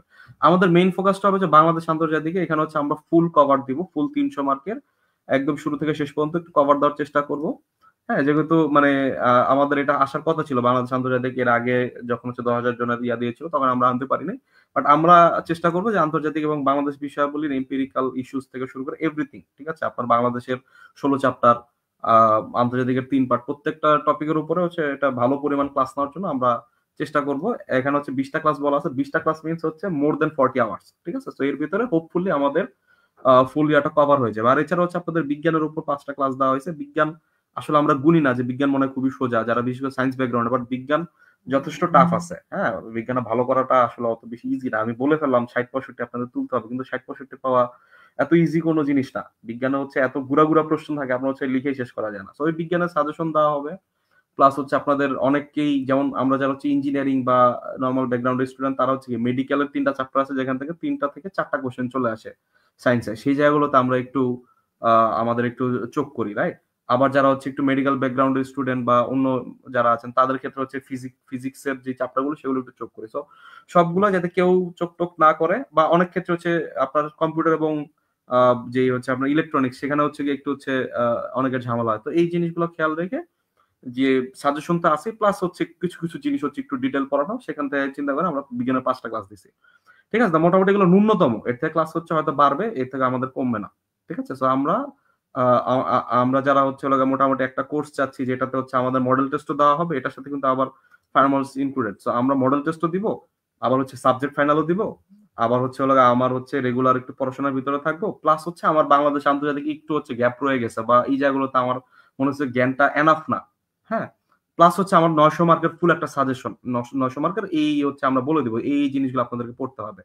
রাইট, একটা ক্লোজ মেন্টরশিপে থেকে যদি আপনাদের এটা প্রয়োজন হয়, আপনাদের মোটামুটি অন্যান্য জায়গায় এক্সাম ব্যাচ, শুধুমাত্র এক্সাম দিবেন আপনি হয়তো 12টা বা 15টা, সেইটার যে ফি, আমরা ওই ফিতে আপনাদেরকে 30+6 36টা পরীক্ষা, মানে সরি টোটাল 30টা পরীক্ষা, ক্লাস থেকে শুরু করে এভরিথিং আমরা, মানে সোজা কথা লাস্ট মুহূর্তে আপনাদের যতটুকু বুস্ট দেওয়া পসিবল সেটা আমরা আসলে খুবই যতটা ন্যূনতম ফি রাখা যায় ওই ফিতে হচ্ছে আমরা নিয়ে আসছি। ঠিক আছে, সো কেউ যদি ইন্টারেস্টেড হন, আমাদের হচ্ছে পেজে আপনারা নক দিবেন, মেন্টরদেরকে নক না দিয়ে সরাসরি পেজে নক দিলে বেটার হবে। ঠিক আছে, আর হচ্ছে আমাদের কে কে নেবেন, এখানে হচ্ছে আপনারা দেখতে পাচ্ছেন মোটামুটি 10 জনের মতো আমরা আছি, ভাগযোগ করে হচ্ছে আমরা নিব। আচ্ছা, এটা নিয়ে আর বেশি কথা বললাম না, আমরা চলে যাই হচ্ছে বিষয়ভিত্তিক কথাবার্তায়। বিষয়ভিত্তিক প্রথমে হচ্ছে 200 মার্কের যে পরীক্ষাটা, 200 মার্কের পরীক্ষা সাধারণত হচ্ছে আপনাদের জেনারেলের ক্ষেত্রে 4 ঘন্টা পরীক্ষা হবে, আর যারা টেকনিক্যাল তাদের আলাদা 100 মার্কের পরীক্ষা হবে, সেটা কিন্তু আবার 3 ঘন্টা। ঠিক আছে, তো জেনারেলদের হইতেছে হচ্ছে আপনাদেরকে পার্ট এ এবং পার্ট বি দুইটা আলাদা আলাদা পার্ট আছে বাংলার। আপনাদের যারা হচ্ছে টেকনিক্যাল পরীক্ষাটা দিবেন, তাদের শুধুমাত্র হচ্ছে 100 মার্কের এই যে ব্যাকরণ, সাহিত্য, ভাব সম্প্রসারণ, সারমর্ম, এই 100 মার্কের পরীক্ষা দিতে হয়। ঠিক আছে, আর যারা হইতেছে হচ্ছে জেনারেল বা বোথে পরীক্ষা দিবেন, তাদের ক্ষেত্রে হচ্ছে এই 200 মার্কের পরীক্ষাটার সাথে এক্সট্রা কি অ্যাড হবে, অনুবাদ, সংলাপ, পত্র, গ্রন্থ সমালোচনা, রচনা। ঠিক আছে, সো এই যে আমাদের হচ্ছে এই ব্যাকরণের উপর দেখা যায় কি খুব অল্প কয়টা ব্যাকরণের কোশ্চেন বলে আপনার ব্যাকরণ কভার হয়ে যাচ্ছে। ঠিক আছে, আর হচ্ছে আমাদের এই এরপরে এই যে পার্টটা, সেকেন্ড যে পার্টটা, সেটা হচ্ছে আপনাদের সরাসরি লেখা। তো এই জায়গাতে হচ্ছে আপনাদের ভালো করার সুযোগ আছে। আমি একটু ধরে ধরে বলি, একটা একটা করে ধরে ধরে বলি যে ব্যাকরণের আছে 30 মার্ক, যেটা ব্যাকরণের 30 মার্কের যে আপনারা যদি সিলেবাসটা দেখেন, সিলেবাসটা হইতেছে শব্দ গঠন, বানানের নিয়ম, বাক্য শুদ্ধি, প্রবাদ প্রবচন, টোটাল হচ্ছে আপনাদের এই যে 30 মার্কের। ঠিক আছে, 30 মার্কের হচ্ছে আপনার দেখা যায় কি 5টা কোশ্চেন আছে, প্রত্যেকটা হচ্ছে আপনাদের 6 মার্কের করে আসে। ঠিক আছে, তো ওইখান থেকে হচ্ছে আমরা কি করছি, আমরা কিছু হচ্ছে নোটপাতি বা এগুলো হচ্ছে আমরা শেয়ার করব আমাদের কাছে। আমরা যখন নোট করেছি, আমরা মোটামুটি একদম টপ লেভেলের মানে 3-4টা বই নিয়ে বসে নোট করছি। তো ওখান থেকে হচ্ছে আপনারা কিছু হেল্প পাবেন। আর এছাড়া হচ্ছে শব্দ গঠনের যেটা, সেটা আগে হয়তো খুবই সিম্পল কোশ্চেন আসতো, এখন কিন্তু সমাস, সন্ধি, এই টাইপের জিনিসপত্র চলে আসে। ঠিক আছে, প্রকৃতি প্রত্যয় চলে আসে। সো আপনাদের এই পড়াশোনা কিছুটা বাড়ছে, এই জায়গাটাতে কিছু পড়াশোনা বাড়ছে। আর এছাড়া হচ্ছে আপনাদের যে বানানের নিয়ম, সেক্ষেত্রে হচ্ছে আমাদের এই 3-4টা ইয়া আছে। আমরা ব্যাকরণ নিয়ে হচ্ছে জিশান ভাইয়ের কাছ থেকে শুনি, ব্যাকরণ এবং সাহিত্য, হ্যাঁ এই দুইটা নিয়ে হচ্ছে জিশান ভাইয়ের কাছ থেকে আমরা একটু শুনি যে ব্যাকরণ এবং সাহিত্য কিভাবে ভালো করা যায়। জিশান ভাই প্লিজ। হ্যাঁ, হ্যালো। হ্যাঁ ভাই, শোনা যাচ্ছে। আচ্ছা, ব্যাকরণের ক্ষেত্রে যে সিস্টেমটা হচ্ছে সেটা হচ্ছে আপনার 6টা প্রশ্নের উত্তর দেওয়া লাগে 5 নাম্বার করে, সরি 5টা প্রশ্ন উত্তর দেওয়া লাগে 6 নাম্বার করে। এই ক্ষেত্রে হচ্ছে আপনার যে প্রশ্নগুলো থাকে এর মধ্যে হচ্ছে আপনার 2টা বা 3টা প্রশ্নের ক্ষেত্রে হচ্ছে একটু থিওরিটিক্যাল প্রশ্ন থাকে, আর 3 থেকে 4টা প্রশ্ন থাকে হচ্ছে আপনার অনেকটা হচ্ছে যেমন বাগধারা টাইপের প্রশ্ন, বাগধারা লিখুন বা বাক্য শুদ্ধ লিখুন, এরকম টাইপের প্রশ্ন থাকে, মানে লিখলে হচ্ছে নাম্বার। তো সেক্ষেত্রে হচ্ছে আপনার যেগুলো ব্যাকরণের যে কত প্রকার কি কি অথবা ব্যাখ্যা দিতে হয় যেসব প্রশ্নগুলোতে, এগুলাতে যদি পয়েন্ট আকারে দেওয়া যায় সেটা সবচেয়ে ভালো হয়, এবং আপনার সেক্ষেত্রে হচ্ছে যদি 6 মার্কের জন্য আপনি অ্যাটলিস্ট 6টা পয়েন্ট দেন, তাহলে সেক্ষেত্রে হচ্ছে আপনার ভালো একটা মার্ক ক্যারি করে। আর অন্যদিকে হচ্ছে আপনার বাক্য শুদ্ধি, প্রবাদ প্রবচন, এগুলোর ক্ষেত্রে হচ্ছে প্রত্যেকটা প্রশ্নের উত্তরই হচ্ছে মার্ক, ভুল হলে মার্ক কাটা যাবে। সো এখানে হচ্ছে যেটা করতে হয়, আপনার একটু ভালো জ্ঞান থাকা লাগে, ভালো একটা জ্ঞান থাকা লাগে। তো সেক্ষেত্রে হচ্ছে আপনার আমরা হচ্ছে আপনাদেরকে একটা সাজেশন টাইপের একটা জিনিস দেই, যে এগুলো একটু দেখলে হয়তো কমন করতে পারে। এমন না যে আমরা আপনাকে 100% কমন করে দেবো, এটা কখনো সম্ভব না। তো তারপর হচ্ছে যেন আপনি 100% একটা মানে মনের মধ্যে একটা যে সাহস থাকে যে আমি একটা ভালো প্রিপারেশন নিয়ে পরীক্ষা দিতে গেছি, এই জিনিসটা হচ্ছে আপনারা এই করতে পারেন। আরেকটা যে বিষয়টা আছে সেটা হচ্ছে এখানে সময়ের একটা বিষয়। ব্যাকরণে কিন্তু আপনার 30 মার্কের জন্য আপনার 25 মিনিটের মধ্যে কাজটা যদি আপনি শেষ করতে পারেন, তাহলে হচ্ছে আপনার জন্য ভালো হয়। কারণ হচ্ছে এই সময়টাকে আপনি হচ্ছে বাংলার ক্ষেত্রে ব্যবহার করতে পারেন। সো এখানে আপনাদেরকে এটা বোঝানো হবে যে কিভাবে আপনি খুব কুইকলি আপনি ব্যাকরণের প্রশ্নগুলো উত্তর দেবেন, প্লাস হচ্ছে আপনি সাহিত্যর ক্ষেত্রে কিভাবে একটা গুছানো প্রস্তুতি নেবেন এবং হচ্ছে পরীক্ষার খাতায় গুছানো লেখা লিখবেন সময়ের মধ্যে। এই জিনিসটা হচ্ছে আমরা ক্যারি করি। আচ্ছা, এরপরে তো দেখো মাইন, পরের পেজ দেখো। হ্যাঁ হ্যাঁ বুঝছি। এইটা পরেরটা, এটা মানে ভাষা সাহিত্যর কথা বলতেছি, মানে ওই যে আচ্ছা ভাষা ও সাহিত্য। হ্যাঁ, আর সাহিত্যের কথা যেটা বললাম সেই ক্ষেত্রে হচ্ছে আপনার আগে হচ্ছে 10টা প্রশ্ন দিতে, এখন হচ্ছে 5টা প্রশ্ন দেয়। ঠিক আছে, আগে হচ্ছে 3 মার্ক করে 10টা প্রশ্ন 30 মার্ক ছিল, এখন আপনার এটাও দিতে পারে, হয়তোবা হচ্ছে আপনার 6 মার্ক করে 5টা প্রশ্ন দিতে পারে। এটা কিন্তু ফিক্সড করে নাই, তবে লাস্ট পরীক্ষা যদি দেখেন সেক্ষেত্রে হচ্ছে আপনার 5টা প্রশ্ন দেওয়া হয়েছিল। তো এই ক্ষেত্রে হচ্ছে আপনার যে বিষয়টা থাকে সেটা হচ্ছে আপনার 20 থেকে 24 মার্ক, মানে হচ্ছে যদি 5টা প্রশ্ন ধরেন তাহলে সেক্ষেত্রে হচ্ছে আপনার 3 থেকে 4টা প্রশ্ন কমন পাওয়া যায় যদি আপনি একবারে গুছানো প্রস্তুতি নেন। আর যদি গুছানো প্রস্তুতি না নেন তাহলে কিন্তু আপনি আসলে পড়ে শেষ করতে পারবেন না, কারণ এখানে সাহিত্য জিনিসটা কিন্তু অনেক বড় একটা জিনিস। কারণ আপনি যত পড়বেন ততই আসলে দেখবেন যাবে রয়ে গেছে। তো এই জন্য হচ্ছে এখানে আপনাকে একটা সাজেশন ওয়াইজ করতে হয়, এবং এটা আপনার মাথা থাকতে হয় যে আমি অ্যাটলিস্ট যেন আমার 4টা প্রশ্ন, যদি 5টা প্রশ্ন হয় 4টা প্রশ্নের জন্য কমন হয়, অথবা যদি 10টা প্রশ্ন হয় সেক্ষেত্রে জন্য 7 থেকে 8টা প্রশ্ন কমন হয়। এরকম করে আসলে পড়তে হয়। আর কিছু কিছু প্রশ্ন আপনার আনকমন থাকে, কিন্তু দেখা যায় যে এগুলো হচ্ছে আপনার কোনো না কোনো ভাবে আপনি রিলেট করতে পারবেন। ঠিক আছে, যেমন হচ্ছে এমনও হয়েছে যে আপনার ইন্টারমিডিয়েট বা এসএসসি থেকেও প্রশ্ন আসছে। ঠিক আছে, অথবা হচ্ছে এমন একটা লেখকের থেকে প্রশ্ন আসছে যার একটা হলো প্রশ্ন আপনি পড়ছেন, তো ওখান থেকেও কিন্তু অনেকগুলো প্রশ্ন উত্তর দেওয়া যায়। তো এইভাবে হচ্ছে আপনি অ্যাটলিস্ট 24 মার্কে কমন হলো আপনি কিন্তু 30 মার্ক লিখে আসতে পারবেন। সেটা একটা বিষয় থাকে। আর এখানেও সেম জিনিস, এখানেও আমরা আপনাদেরকে একটা সাজেশন দিয়ে দিই, প্রথমে একটা সাজেশন থাকে। তো আপনারা অ্যাটলিস্ট যেন মানে পরীক্ষার আগে সবগুলো একটা পড়ে যেতে পারেন, দেখে যেতে পারেন, ওই সুবিধাটা হচ্ছে আপনি এখান থেকে পাবেন। হ্যাঁ ধন্যবাদ ভাই। আর এরপরে হচ্ছে বাংলা, মানে এই যে এখানে যে প্রশ্নগুলো এগুলো লিখতে বেশ ভালো পরিমাণে একটা টাইম চলে যায়। আবার হচ্ছে ভাব সম্প্রসারণ, হ্যাঁ আবার যে ভাব সম্প্রসারণ, হ্যাঁ ভাই ভাব সম্প্রসারণটা একটু বলবো। ভাব সম্প্রসারণটা হচ্ছে আপনার 3টা প্যারাই লিখতে হয়, এবং সেক্ষেত্রে অ্যাটলিস্ট আপনার 6 পেজের মতো লিখতে হয়। 6 পেজটা আপনার কভার করতে হবে। সেক্ষেত্রে হচ্ছে আপনাকে সময় ধরে কিভাবে লিখতে হয়, এবং মানে কোন ভাব সম্প্রসারণগুলো পড়তে হবে, কোনগুলো আসলে পরীক্ষাটা আসে, এই জিনিসগুলো কিন্তু আপনাকে বাছাই করতে হবে। আর আপনারা যারা এসএসসি বা এইচএসসি লেভেলে, যারা এসএসসি বা ক্লাস 8 এর লেভেলে যারা ভাব সম্প্রসারণ করছেন, ওইভাবে কিন্তু এখানে আমার উত্তর দেওয়া যাবে। এখানে একটু ভাব সম্প্রসারণের ক্ষেত্রে একটু চেঞ্জ আকারে উত্তর দিতে হবে। তো সেক্ষেত্রে হচ্ছে আপনাকে ওভাবেই হচ্ছে চিন্তা ভাবনা করে লিখতে হবে, এবং এটাও কিন্তু আমরা আমাদের যখন কোর্সের মধ্যে আমরা কিন্তু এটা বলে দিই কিভাবে লিখতে হয় আসলে। আচ্ছা, এরপর ভাই সারমর্ম। আচ্ছা, সারমর্ম এবং সারাংশ আপনার যে কোনো একটা লিখতে হয়, যে কোনো একটা আসে। তো সেই ক্ষেত্রে হচ্ছে এখানে একটা নিয়ম আছে। ঠিক আছে, আপনাকে সারমর্মের ক্ষেত্রে হচ্ছে এখানে যেহেতু 5 লাইন বা 3 বাক্য, এখানে মেইনলি আমি 3 বাক্যের কথাই বলবো, যে আপনাকে সারমর্ম যেটা দিবে সেটাকে আপনাকে 3টা বাক্যের মধ্যে লিখতে হবে, এবং এটা একটা লেখার একটা ধারণা আছে, আপনাকে ওই ধারণা মাফিক লিখতে হবে যে কিভাবে আপনি প্রথম লাইনটা লিখবেন, কিভাবে দ্বিতীয়টা লিখবেন, কিভাবে তৃতীয় লাইন লিখবেন। এই বিষয়টা কিন্তু একটা থাকে। তা যখনই আপনারা পড়বেন, যেভাবে পড়েন না কেন, এই জিনিসটাকে বাছাই করবেন যে আমি কোন 3টা বাক্যের মধ্যে এটা সাজাবো। ঠিক আছে, সাজানোর পরে হচ্ছে যে লিখতে হয়, কারণ আবার লেখার পরে কাটাকাটি করার একটা প্রবণতা অনেকের মধ্যে থাকে। এই জিনিসটা আবার এখানে করা যাবে না, কারণ আপনার মার্ক তাহলে আবার কমে যাবে। তো এই চিন্তা করে এখানে লিখতে হয়, এবং এটাও কিন্তু আমাদের ম্যাটেরিয়ালের মধ্যে, এবং আমরা যখন ক্লাস দিব সেখানে কিন্তু এটা নিয়ে অনেক কথাবার্তা বলবো। ধন্যবাদ ভাই।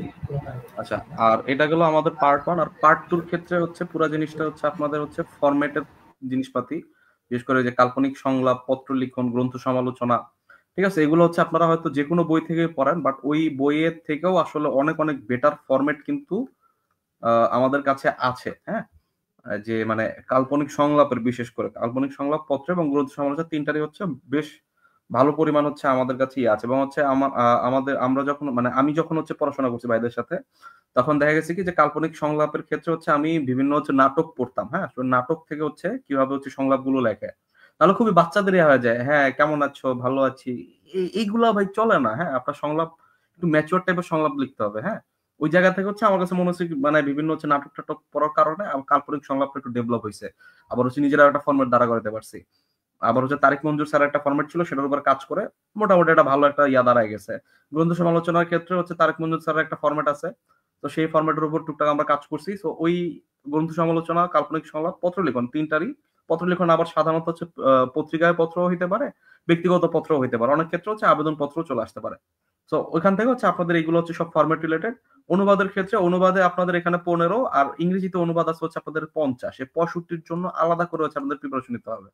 মানে আপনি চিন্তা করেন, ম্যাথে ফুল একটা সাবজেক্ট, মেন্টাল এবিলিটি ফুল একটা সাবজেক্ট, 50 মার্ক, শুধুমাত্র ট্রান্সলেশনে 65 মার্কস।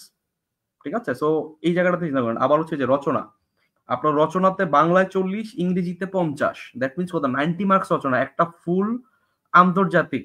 ঠিক আছে, একটা ফুল আন্তর্জাতিক পরীক্ষা বা আপনার ফুল একটা বিজ্ঞান পরীক্ষার সমান, প্রায় সমান মার্ক কিন্তু আপনার দুইটা রচনার ভিতরে হচ্ছে কভার হয়ে যাচ্ছে, তাই না?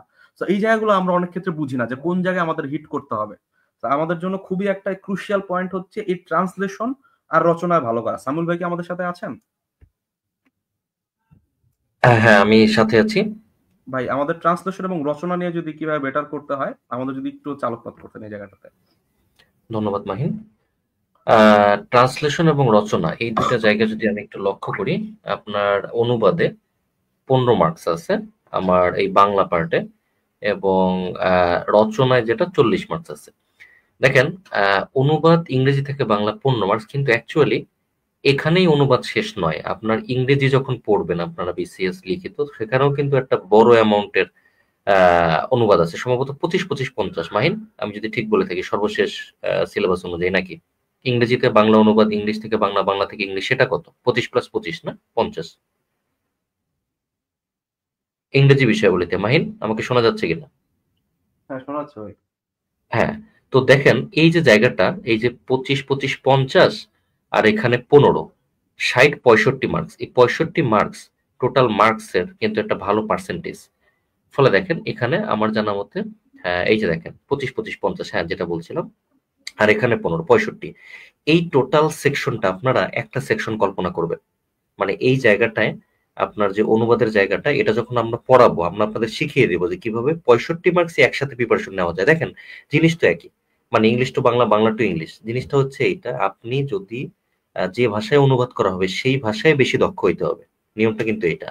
অর্থাৎ বাংলা থেকে ইংরেজি যখন করবেন, আপনি ইংরেজি ভাষায় বেশি দক্ষ হলে আপনার অনুবাদটা ভালো হবে। ইংরেজি থেকে বাংলায় যখন করবেন, তখন বাংলা ভাষায় বেশি দক্ষ হলে আপনার অনুবাদটা ভালো হবে। এটা হলো অনুবাদের একটা থাম্ব রুল। তো যেটা হচ্ছে যে আমাদের যে বাংলাটা, মাহিন বাংলার অংশটা যদি একটু যাও, বাংলাটা পড়তে যে আমাদের কিন্তু ইংরেজির একটা বড় 25 মার্কসও পড়া হয়ে যায়। শুধু তাই না, 25 আরো 25ও পড়া হয়ে যায়। সুতরাং এই যে সমন্বিত অ্যাপ্রোচ, এই অ্যাপ্রোচটা আমরা যখন আপনাদের শিখিয়ে দিব, তখন কিন্তু আপনি আরো এফিশিয়েন্টলি মানে পড়াশোনাটা করতে পারবেন। অনুবাদে মূলত সাবলীলতা দেখা হয়, কত কত সাবলীল ভাবে আপনি অনুবাদ করতে পারেন। ইংরেজিতেও একটা লাইন বলেছি, বাংলাও একটা লাইন বলেছি, কিন্তু একটা থেকে আরেকটা যখন গেছে, তখন ওই ভাষা থেকে এই ভাষায় আসে আক্ষরিক অনুবাদ হয় নাই, মানে ওই ভাষার বৈশিষ্ট্য সে আবার নতুন করে দখল করেছে, এরকম একটা বিষয় চলে আসে। এখানে বেশ কিছু ট্রিক্স আছে, বেশ কিছু ট্রিক্স আছে, যে কিভাবে এই ট্রান্সফর্ম গুলো করবো, সেগুলো আমরা আপনাদের কোর্সগুলায় উল্লেখ করে দিব।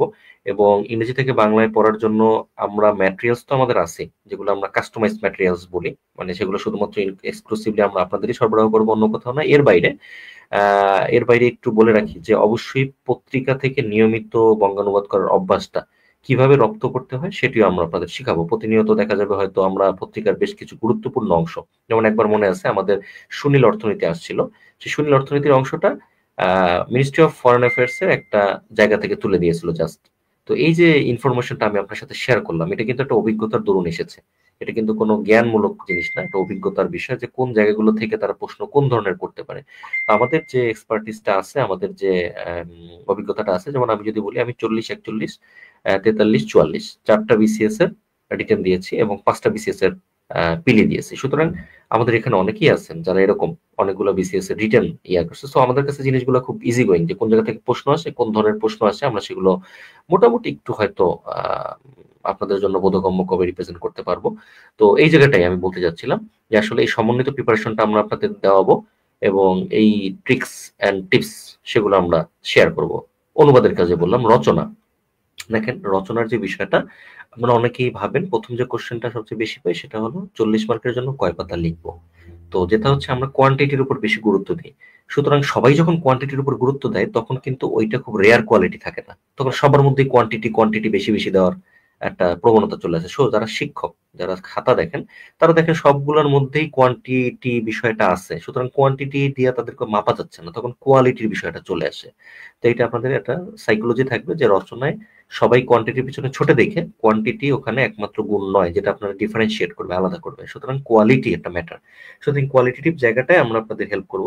রচনার 40 মার্কের জন্য নর্মালি কত পেজ লেখা দরকার, এই প্রতি পেজে আসলে কিভাবে লিখবো, আমরা কিভাবে লিখলে আরো দৃষ্টিকার্য মনোগ্রাহী ভাবে আমরা লিখতে পারবো, ডাটা চার্ট কোটেশনটা কোন কোন জায়গায় দিলে ভালো হবে, কোন কোন জায়গায় আমরা ভুল করি, এবং আমরা একটা সাজেশন আপনাদের দিব যেগুলো থেকে দেখা যাবে হুবহু আপনারা হয়তো কমন পাবেন না, কিন্তু কাছে পিঠে অনেক কিছু পেতে পারেন। সেরকম একটা বিষয় আমরা মোটামুটি ফরম্যাট প্রস্তুত করে রেখেছি, সেই জায়গাটাও আমরা আপনাদের একটা ভালো সাপোর্ট দেওয়ার চেষ্টা করব। এবং রচনার ক্ষেত্রে 40 মার্ক অনেক বেশি লেখার দরকার নেই। আমি নিজের ব্যক্তিগত অভিজ্ঞতা যদি বলি, আমি প্রতি পেজ আমি 5 মার্ক ধরতাম, সেটা 5 8টা 40, মানে পেজ বলতে এপিটোপিট মিলে একটা, সেটা ধরতাম। তো সেখানে 8 8 16 একটু কম, আমি 12 13 14 কিছু একটা লিখলাম, পুরোপুরি 16তে যাইতাম না। 16 পৃষ্ঠা যদি বলি, 16 পৃষ্ঠায় আমি যেতাম না, মোটামুটি 12 13 14 পৃষ্ঠায় চলে যেতাম। তো কিভাবে শুরুতে একটা ভালো কোটেশন দিতে হয়, কিভাবে শেষটা একটা খুব সুইটেনিং উপায়ে শেষ করতে হয়, যেন শেষটা করার পর স্যার বুঝবেন যে না, খুব উপাদেয় একটা লেখা ছিল। তো এই বিষয়গুলো আমরা আপনাদের সাথে আমাদের কোর্সে আলোচনা করব। তো রচনার টিপস এন্ড ট্রিক্স গুলো আমরা ওভাবে আপনাদেরকে ধরে ধরে শিখাবো এবং আমরা আপনাদের সাপ্লিমেন্টারি গাইড ম্যাটেরিয়াল সাপ্লাই করব। ধন্যবাদ মাইন, আমি এই দুই জায়গায় যতটুকু পেরেছি মানে দিক নির্দেশনামূলক কথাবার্তাগুলো বলার চেষ্টা করেছি। ভবিষ্যতে এ নিয়ে ডিটেলসে আমরা আলোচনা করব আমাদের ক্লাসে। ধন্যবাদ ভাই।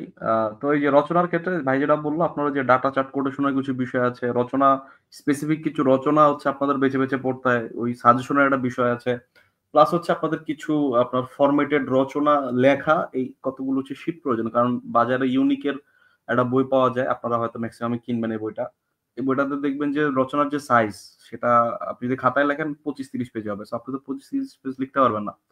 আপনার একটা স্ট্যান্ডার্ড সাইজের ভিতর রচনা কেমন হওয়া উচিত, সেটার জন্য মোটামুটি যতটুকু হওয়া উচিত ওই জিনিসগুলো নিয়ে হচ্ছে আমরা ইনশাল্লাহ কাজ করবো। হ্যাঁ, 5টার মতো ক্লাস আছে বাংলায়, ওখানে হচ্ছে আমরা জিনিসগুলো কাজ করবো। আচ্ছা, তো এই আর কি মোটামুটি 200 মার্কের বাংলা।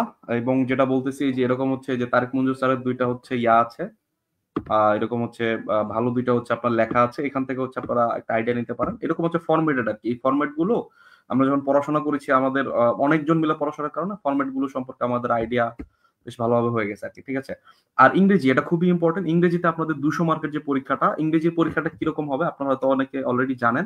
ইংরেজিতে 100 100 200 হচ্ছে আপনি এভাবে ভাঙতে পারেন।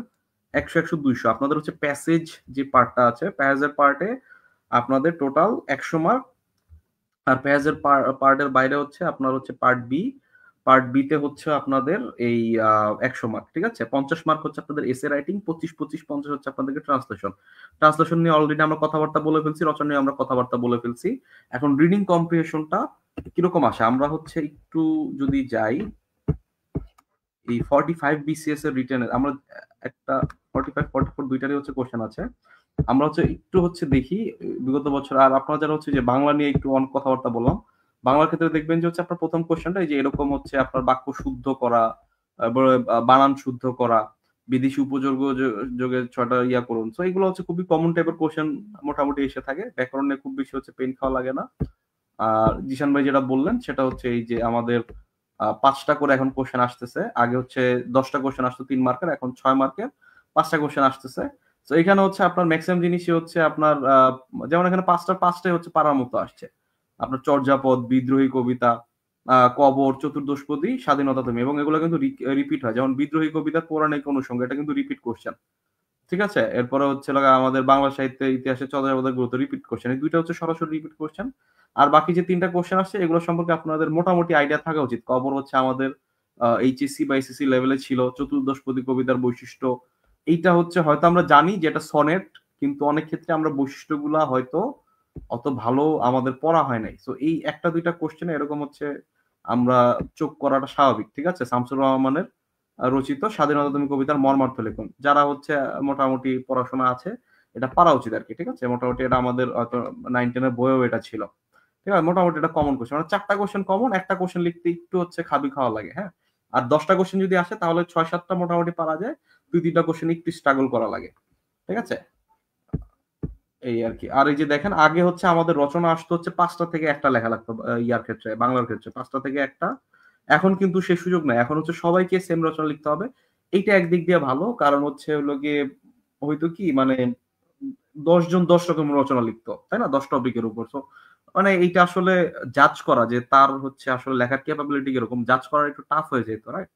তো এই কারণে হচ্ছে আমার কাছে মনে হয় একটা রচনা দিলে হচ্ছে এটা অনেকটা মানে সবার লেখার প্যাটার্ন, মানে আপনার যেটা আর কি, মানে সোজা কথা হচ্ছে একই জিনিস লিখবে সবাই, সেখানের ভিতর হচ্ছে আপনার বেটার কি লিখে বা বেটার কনসেপ্ট কার, তাকে হচ্ছে বাছাই করাটা ইজি হবে, ঠিক আছে। আবার এটা নিয়ে ডিবেটও হইতে পারে যে 5টা থেকে একটা দিলে হচ্ছে আমাদের পড়া হয়তো কম লাগতো, ডিবেটের বিষয়, যার ওখানে আমি যাচ্ছি না। আপনাদের হচ্ছে গ্রন্থ সমালোচনায় হচ্ছে সাধারণত বইয়ের নাম উল্লেখ করে দেয় না, আপনার ব্যক্তি অথবা কোনো একটা জনরা বলে দেয় যে মুক্তিযুদ্ধ ভিত্তিক বা হচ্ছে আপনার ইতিহাস ভিত্তিক, এটা নিয়ে একটা গ্রন্থের সমালোচনা লিখুন, এরকম জনরা বলে দিবে, অথবা হচ্ছে রাইটারের নাম বলে দিবে, তার একটা গ্রন্থের সমালোচনা আপনি লিখবেন, ঠিক আছে। তো এইভাবে করে হচ্ছে আমাদের কতগুলো ক্যাটাগরিতে ভাগ করে দিব, হয়তো আপনাদেরকে 10টার মতো, আমরা 10টা থেকে 15টার ভিতরে হচ্ছে আমরা গ্রন্থ সমালোচনা হচ্ছে পড়তে দিব। সেগুলো পড়লেই হোপফুলি একটা না একটা কমন পাওয়ার কথা, ঠিক আছে। আগে হচ্ছে আপনার পত্রিকায় প্রকাশের পত্র আসতো 44 এবং 45 2 BCS দেখা যাচ্ছে যে হচ্ছে আমাদের এই আসতেছে, এই যে ব্যক্তিগত পত্র আসতেছে, ঠিক আছে। তো এখন হচ্ছে ব্যক্তিগত পত্রের হচ্ছে কিছু লেখার ফরম্যাট অত ইম্পর্টেন্ট না, বাট ভিতরে হচ্ছে অনেক কিছু লেখার জায়গা আছে। তো ওই জায়গা থেকে চিন্তা করে যে আমাদের হচ্ছে কিছু ইয়া পড়তে হবে, লাইক হচ্ছে ভাব সম্প্রসারণ, রচনা, এবং এগুলোর জন্য আমাদের হাতের লেখা ইমপ্রুভ করার জন্য আমরা কিছু প্রবন্ধ পড়াই আপনাদেরকে, গল্প কিছু গল্প পড়াই, এরপর হচ্ছে আপনার নির্বাচিত কিছু প্রবন্ধ পড়াই আবুল মনসুর আহমেদের, এরপর হচ্ছে আমাদের কাজী নজরুল ইসলামের কিছু ইম্পর্টেন্ট কিছু প্রবন্ধ আছে, এগুলো হচ্ছে বারবার পড়ার ফলে হয় কি আপনার ওই একটু বুঝেন আপনারা, বা হচ্ছে আপনাদের ভিতরে যেই লেখক যেই সত্তাটা সেটা হচ্ছে আবার একটু হচ্ছে রিভাইভ হয়, হ্যাঁ। তো এই জায়গা থেকে আমরা চিন্তা করি একটু হচ্ছে আমরা মৌলিক জিনিসপাতি কিছু পড়াই, যার ফলে হচ্ছে আপনাদের একটু বেটার হয় আর কি জিনিসগুলো। একদম হচ্ছে আপনার জাস্ট বইয়ের ভিতর মঙ্গল শোভাযাত্রা জিনিস ওগুলো লিখলে আসলে একটা হচ্ছে অ্যাভারেজ মার্ক পাবেন, হ্যাঁ। গ্রন্থ সমালোচনা হচ্ছে অ্যাভারেজ লিখলে অ্যাভারেজ মার্ক পাবেন। তো একটু হচ্ছে সাহিত্যিক বৈশিষ্ট্য সমৃদ্ধ, একটু হচ্ছে সুন্দর রাইটিং, এই জিনিসগুলোর জন্য আপনার হচ্ছে মৌলিক একটু প্র্যাকটিস করা কিন্তু খুবই প্রয়োজন, ঠিক আছে। আচ্ছা, একটু আমরা সামনে আগাই। আমাদের হচ্ছে যে বিসিএস এর ক্ষেত্রে দেখবেন যে আমাদের মানে যে সাইজটা থাকে খুব সম্ভবত A5 সাইজ বলে, ওই সাইজের যে কাগজে হচ্ছে ইয়াটা থাকে, প্রথম পেজ পুরাটা এবং দ্বিতীয় পেজের মাঝামাঝি পর্যন্ত হচ্ছে আপনাদের এই একটা প্যাসেজ থাকে, মোটামুটি 1.5 পেজ লম্বা একটা প্যাসেজ থাকে, ঠিক আছে। সেই প্যাসেজ থেকে হচ্ছে আপনাদেরকে পরবর্তীতে হচ্ছে আপনাদেরকে এই যে প্রশ্ন দেওয়া হয়, থিমেটিক প্রশ্ন থাকে হচ্ছে আপনার কয়টা থিমেটিক প্রশ্ন থাকে হচ্ছে আপনাদের এই 6টা কোশ্চেন থাকে, 5 মার্কের করে, টোটাল 30 মার্কের কি থিমেটিক প্রশ্ন, অর্থাৎ সরাসরি হচ্ছে আপনার প্যাসেজের বিভিন্ন অ্যাসপেক্টস নিয়ে লিখতে হবে। সো এই জিনিসটা হচ্ছে আমরা বুঝি না, প্যাসেজে হচ্ছে আপনাদের ম্যাক্সিমাম মনে করেন যে প্যাসেজ তো এখানে দেওয়াই থাকবে, ওইটা দেখে দেখে লিখে ফেলবো, এত সোজা না। ওইসব দেখে দেখে যদি আপনি লেখেন আপনার কি হচ্ছে 30-এর ভিতর 10-11 এরকম পাবেন। আবার সেম প্যাসেজ হচ্ছে কেউ ফরম্যাট জানেন, সিস্টেম জানেন, সে হচ্ছে 22 থেকে 24 পর্যন্ত পাইতে পারে, ঠিক আছে। সো প্যাসেজের জন্য কামরুল ভাইয়ের হচ্ছে ক্লাসগুলো খুবই ইফেক্টিভ। আমি নিজে কামরুল ভাইয়ের ক্লাস করে হচ্ছে 43-এর রিটার্ন পরীক্ষা দিছি।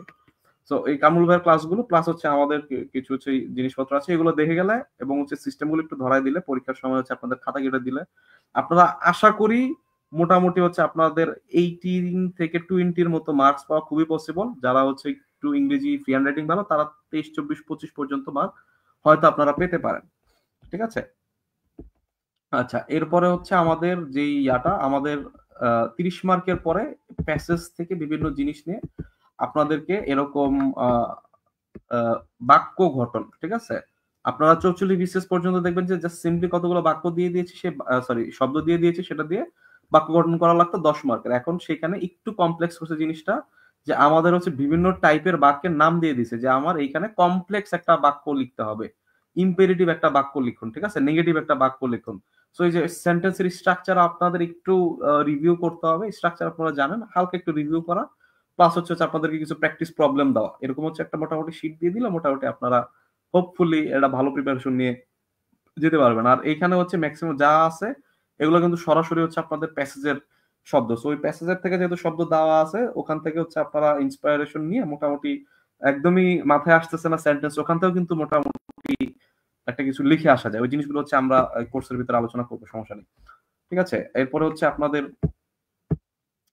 এর আগে হচ্ছে আপনাদের ভোকাবুলারি আসতো, গতবার 45-এ আপনার ভোকাবুলারিটা একদমই আসে না বললেই চলে। আপনাদেরকে বলছে যে এই যে গ্রুপগুলো আছে এই গ্রুপগুলোকে সিম্পল, কমপ্লেক্স, কম্পাউন্ডে আপনাদেরকে কনটেক্সট অনুযায়ী মানে একটা একটা বাক্যে রূপান্তর করা, ঠিক আছে, 3টা বা 4টা বাক্য আছে, একটা বাক্যে রূপান্তর করা। কিভাবে একটা বাক্যে রূপান্তর করা যায়, আমরা হচ্ছে ব্যাংকের ক্ষেত্রে ক্লাস নেই হচ্ছে লিঙ্কার্স এর উপর, আমাদের ডেডিকেটেড কিছু ক্লাস থাকে, হ্যাঁ। সো ওই জায়গা থেকে কিছু নোটপাতি দিয়ে দিলে মোটামুটি আপনারা ভালো আইডিয়া নিয়ে হচ্ছে দিতে পারবেন আর কি, খুবই সমস্যা হবে না। আর এরপর হচ্ছে আপনাদের ইরর ফাইন্ডিং জিনিসটা আগে ছিল না, গ্রামাটিক্যাল জিনিসগুলো ছিল না, আগে ভোকাবুলারি রিলেটেড ছিল। তো ইরর ফাইন্ডিং এর ক্ষেত্রেও আসলে হচ্ছে আপনাদেরকে ওই যে আমাদের কিছু, আমরা এই জিনিসগুলো আপনাদের কাজে লাগবে কিভাবে, আমরা অ্যাকচুয়ালি আমাদের তো মেইনলি মানে ব্যাংকের হচ্ছে একটা ভালো বেস আছে, হ্যাঁ। সো এই ব্যাংকের ক্ষেত্রে হচ্ছে আমরা গ্রামাটিক্যাল ইরর টাইপের জিনিসপত্র আমাদের নোটপাতি আছে, হ্যাঁ। সো ওইখান থেকে হচ্ছে আপনারা এখন এই বিসিএস ওই জিনিসটা হোপফুলি কাজে লাগবে। আচ্ছা, এরপরে হচ্ছে আপনাদের এরকম হচ্ছে এই আপনাদের 30 মার্কের মতো, সরি 40 মার্কের মতো হচ্ছে আপনাদেরকে এই যে আপনার থিমেটিক ছাড়া 40 মার্কের মতো, 40 না সরি, হ্যাঁ 40 মার্কের মতো গ্রামাটিক্যাল বিভিন্ন প্রবলেম আসবে। গ্রামাটিক্যাল প্রবলেমের পরে আপনাদের কি আসবে, একটা হচ্ছে সামারি লিখতে দিবে, একটা হচ্ছে আপনাদেরকে লেটার লিখতে দিবে, ঠিক আছে। এবং সামারি এবং লেটারে বেশ ভালো একটা মার্ক ক্যারি করা সম্ভব, খুবই খুবই খুবই ভালো মার্ক ক্যারি করা সম্ভব, ঠিক আছে। সো এই যে 100 মার্ক, 100 মার্কের ভিতরে আমরা যখন পরীক্ষা দিতাম, আমরা যেমন আমি পার্সোনালি 55 থেকে শুরু করছি, বাট আলটিমেটলি হচ্ছে ফাইনাল যে মডেল টেস্ট গুলো দিতাম ওগুলো দেখা যেত যে হচ্ছে আপনার 75, 78 এরকম মার্ক হচ্ছে চলে আসতো। সো আপনার যদি টার্গেট 120 থাকে আর এটাতে যদি আপনি 78 তুলে ফেলেন, পরবর্তী পার্টে আপনার মোটামুটি 52, 53 তুললে কিন্তু আপনার 120 প্লাস হয়ে যাচ্ছে, তাই না? সো ওখানে 50 তোলা খুবই পসিবল, ওখানে 60 তোলাও পসিবল। তো এখানে 60 আর এখানে 70 তুলতে পারলে আপনার কিন্তু 130 কিন্তু ইংরেজিতে পাওয়া সম্ভব। কিন্তু আপনাদেরকে সিস্টেম গুলো জানতে হবে, সিস্টেম না জানলে আপনার আসলে খুব বেশি মার্ক ক্যারি করা, যেমন হচ্ছে প্যাসেজের সিস্টেম আপনি জানেন না, প্যাসেজে হচ্ছে 12, 13, 15 মার্ক পাইলেন, তো সে কিন্তু ওখানে 20 পাওয়ার খুবই খুবই হচ্ছে ইজি ছিল, ঠিক আছে। এরপর হচ্ছে আপনাদেরকে এই যে আপনাদের সামারি লেখার কিছু টেকনিক আছে, পত্র লেখার কিছু টেকনিক আছে, এই টেকনিক গুলো না জানার কারণে আপনাদের 2-4 মার্ক করে কমে গেল। তো এইখান থেকে আপনি দেখবেন যে হয়তো আপনার 120 এর নিচে মার্ক চলে গেছে। এবং কোনো কোনো ক্ষেত্রে হচ্ছে আমাদের যদি ইংরেজি রিডিং খুবই দুর্বল হয়, ইংরেজি রিডিং যদি দুর্বল হয় সেক্ষেত্রে আমাদের মানে ফেল আসাটাও পসিবল। আমরা যদি রিডিং করে আমরা যদি মেইন যে ভাব এগুলো বুঝতে না পারি, ঠিক আছে, প্রচুর পরিমাণে হচ্ছে আপনাদের প্যাসেজ সলভ করতে হবে। অ্যাটলিস্ট আপনারা 10 থেকে 15টা প্যাসেজ অবশ্যই নিজের হাতে খাতায় লিখে লিখে সলভ করতে হবে, ঠিক আছে। তো ওইটার ভিতরে হয়তো 3-4টা কোশ্চেন, 3-4টা প্যাসেজ হচ্ছে আমাদের পরীক্ষায় আপনারা দিবেন, সেগুলো আমরা খাতা কেটে দিব। সো এখান থেকে একটা ভালো ইয়া হয়ে যাবে। আর নিজে নিজে হয়তো আর 10টার মতো প্র্যাকটিস করতে পারলে মোটামুটি, আমি নিজে মনে 12টা বা 13টা প্যাসেজ প্র্যাকটিস করে গেছিলাম, আমার কাছে মনে হয়েছে মোর দেন এনাফ। এরকম প্র্যাকটিস ছাড়া যদি প্যাসেজ লিখেন আপনি তাহলে 30-35ও পাইতে পারেন, হ্যাঁ। মোটামুটি প্র্যাকটিস থাকলে এটারে 70 প্লাসে নিয়ে যাওয়াটা পসিবল, ওকে। আচ্ছা, এরপরের যে পার্টটা, এরপরের পার্ট নিয়ে অলরেডি কথা হয়ে গেছে। আমরা ইংরেজি পার্টটা নিয়ে আমরা আর কথা বললাম না। মোটামুটি একটা আইডিয়া হয়তো পাইছেন। মোটামুটি হচ্ছে আমাদের 9টা কোশ্চেন আছে, 9টার ভিতর 6টা কোশ্চেন হচ্ছে বিলং করে পার্ট এ তে, ওটা পুরোপুরি হচ্ছে প্যাসেজ রিলেটেড। প্যাসেজের যেমন যে পরবর্তীতে যে আমাদের সামারি, হ্যাঁ, এরপরে হচ্ছে আমাদের এই যে মেইন আইডিয়া সামারি আর কি, ঠিক আছে, এটাও কিন্তু প্যাসেজের সাথে রিলেটেড। আমাদের হইতেছে এই একটা ইংলিশ ডেইলিতে উপরে যে প্যাসেজটা, ওই প্যাসেজটার হচ্ছে ইকো ট্যুরিজম নিয়ে আসছিল, এই ইকো ট্যুরিজমের উপরে লেখা। তো এখান থেকে হচ্ছে আপনি মেইন আইডিয়া গুলো নিয়ে জাস্ট হচ্ছে ফরম্যাটটা যদি ঠিকঠাক থাকে আর লেখা যদি ফ্রি হ্যান্ড রাইটিং যদি খুব সুন্দর হয়, তাহলে মোটামুটি আপনার এই 20-এর ভিতর 13, 14, 15 মার্ক ক্যারি করা আসলে খুব বেশি কঠিন কিছু না। ঠিক আছে, তো এই আর কি আপনাদের মোটামুটি ইংরেজিতে বেশ ভালো একটা জোর দিলে ইংরেজিতে মোটামুটি আপনারা একটা ডিফারেন্স ক্রিয়েট করতে পারেন। ঠিক আছে, তো পরবর্তীতে আমরা চলে যাব বাংলাদেশ এবং আন্তর্জাতিকে। ঠিক আছে, বাংলাদেশ এবং আন্তর্জাতিকে যদি আমরা দেখি, আমাদের বইগুলো নিয়ে আমরা আপাতত আপনারা মোটামুটি যদি আমি একটু ছোট করে বলি, বই হইতেছে, বই নিয়ে আজকে কথা বলবো না, বই নিয়ে আলাদা ভিডিও আসবে এবং বই নিয়ে লেখাও আসবে। ঠিক আছে, এবং বাজারে এখন কোন বই অ্যাভেলেবল কি আছে না আছে এগুলো রিসার্চেরও বিষয় আছে। ঠিক আছে, তো ওইটার উপর বেস করে আপনারা পাবেন। হ্যাঁ, এটা নিয়ে হচ্ছে আজকে আমরা কথা না বললাম। আচ্ছা, এরপরে ম্যাথে 50, মেন্টালে হতেছে 50, এগুলো নিয়ে আজকে কথা বলবো না এই কারণে, কারণ আপনারা মোটামুটি যাদের কাছে ম্যাথ আওয়ার বা ম্যাথ ককটেল আছে, যেটাই আছে ওইটা দিয়ে হচ্ছে চালা নিতে পারবেন। আর যদি নতুন বই কিনতে হয় তাহলে আমি আপনাদেরকে সাজেস্ট করবো, তো ম্যাথ আওয়ারটা মোটামুটি খারাপ হয় না, ভালোই হয়। ম্যাথ আওয়ারটা রিটার্ন যেই ইয়াটা আছে, প্রিলি এবং রিটার্ন একসাথে আছে, ওখানে হচ্ছে বোর্ড বই ভিত্তিক, এবং আপনাদের জানেন আপনারা ম্যাথ পুরাটাই হচ্ছে বোর্ড বই ভিত্তিক আসে। ঠিক আছে, আপনার ষষ্ঠ থেকে দ্বাদশ শ্রেণীর যে বোর্ড বইয়ের যে ম্যাথগুলা ওগুলাই ঘুরে ফিরে আসে, আপনাদের একদম ইন্ডিয়ান ওয়েবসাইট থেকে কিন্তু হচ্ছে বিসিএস বা পিএসসি কোশ্চেন বানিয়ে দেয় না। তো সেক্ষেত্রে হচ্ছে আপনাদের বোর্ড বইয়ের ম্যাথগুলো ভিত্তিক হচ্ছে এই বইটা হচ্ছে আমি সাজেস্ট করবো। বাস মানে বইটা বেশ মোটা, তো এইটা হচ্ছে আপনাদেরকে কমিয়ে কিছু হচ্ছে সাজেশন দেওয়া হবে। হ্যাঁ, হয়তো 200 বা 300 ম্যাথের হচ্ছে সাজেশন দেওয়া হবে, সেই সাজেশন গুলো যদি আপনারা করে যেতে পারেন, হোপফুলি ম্যাথে মোটামুটি একটা মার্ক ক্যারি করা হয়তো পসিবল হবে। আর এর বাইরে যদি আপনারা বলেন যে মেন্টাল অ্যাবিলিটির জন্য কি বলবো, মেন্টাল অ্যাবিলিটির জন্য হচ্ছে আপনারা এই কনফিডেন্সের এই যে আইকিউ ডক্টর দেখতে পারেন, মোটামুটি খারাপ না, ভালোই বই। এখান থেকে হচ্ছে আপনার বিগত বছরের কোশ্চেন প্রচুর সলভ করতে হবে। বিগত বছর হচ্ছে আপনাদের 50 মার্কের যতগুলো রিটার্ন পরীক্ষা হয়েছে আর 15 মার্কের যত প্রিলি হয়েছে, সেগুলো হচ্ছে খুব ভালো মতো সলভ করলে ওখানে 4-5টা ইভেন 10টা কোশ্চেন হয়তো অনেক ক্ষেত্রে কমন পড়ে যেতে পারে।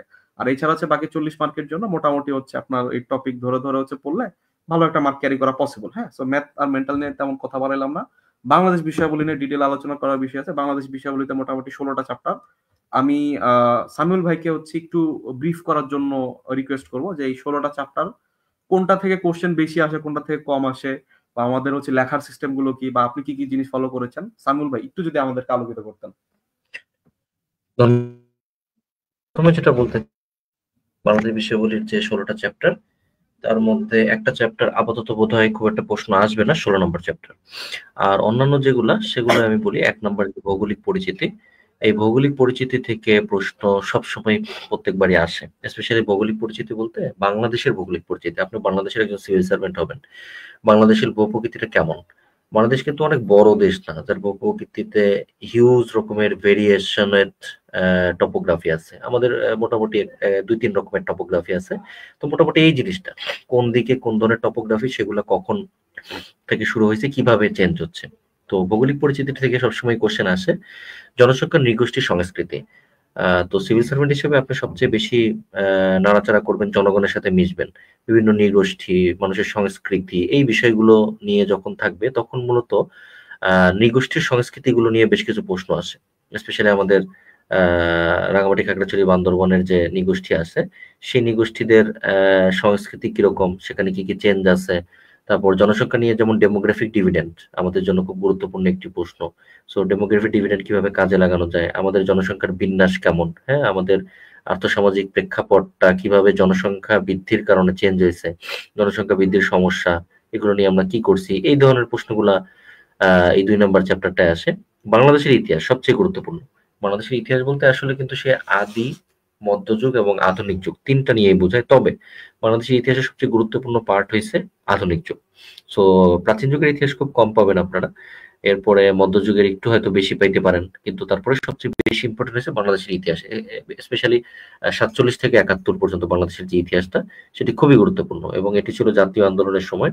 হ্যাঁ, তো এই জাতীয় আন্দোলনগুলো নিয়ে প্রত্যেকটাই খুব ইম্পর্টেন্ট। স্পেশালি ওই 52 থেকে শুরু করে 52, তারপর 56, 62, 69, 70-এর নির্বাচন, 71-এর মুক্তিযুদ্ধ, এই সবগুলো নিয়েই বাংলাদেশের ইতিহাস নিয়ে প্রশ্নগুলো মূলত থাকে। মধ্যযুগ থেকে খুব কম প্রশ্ন আসে, আমরা সেটা সর্ট আউট করে দেবো।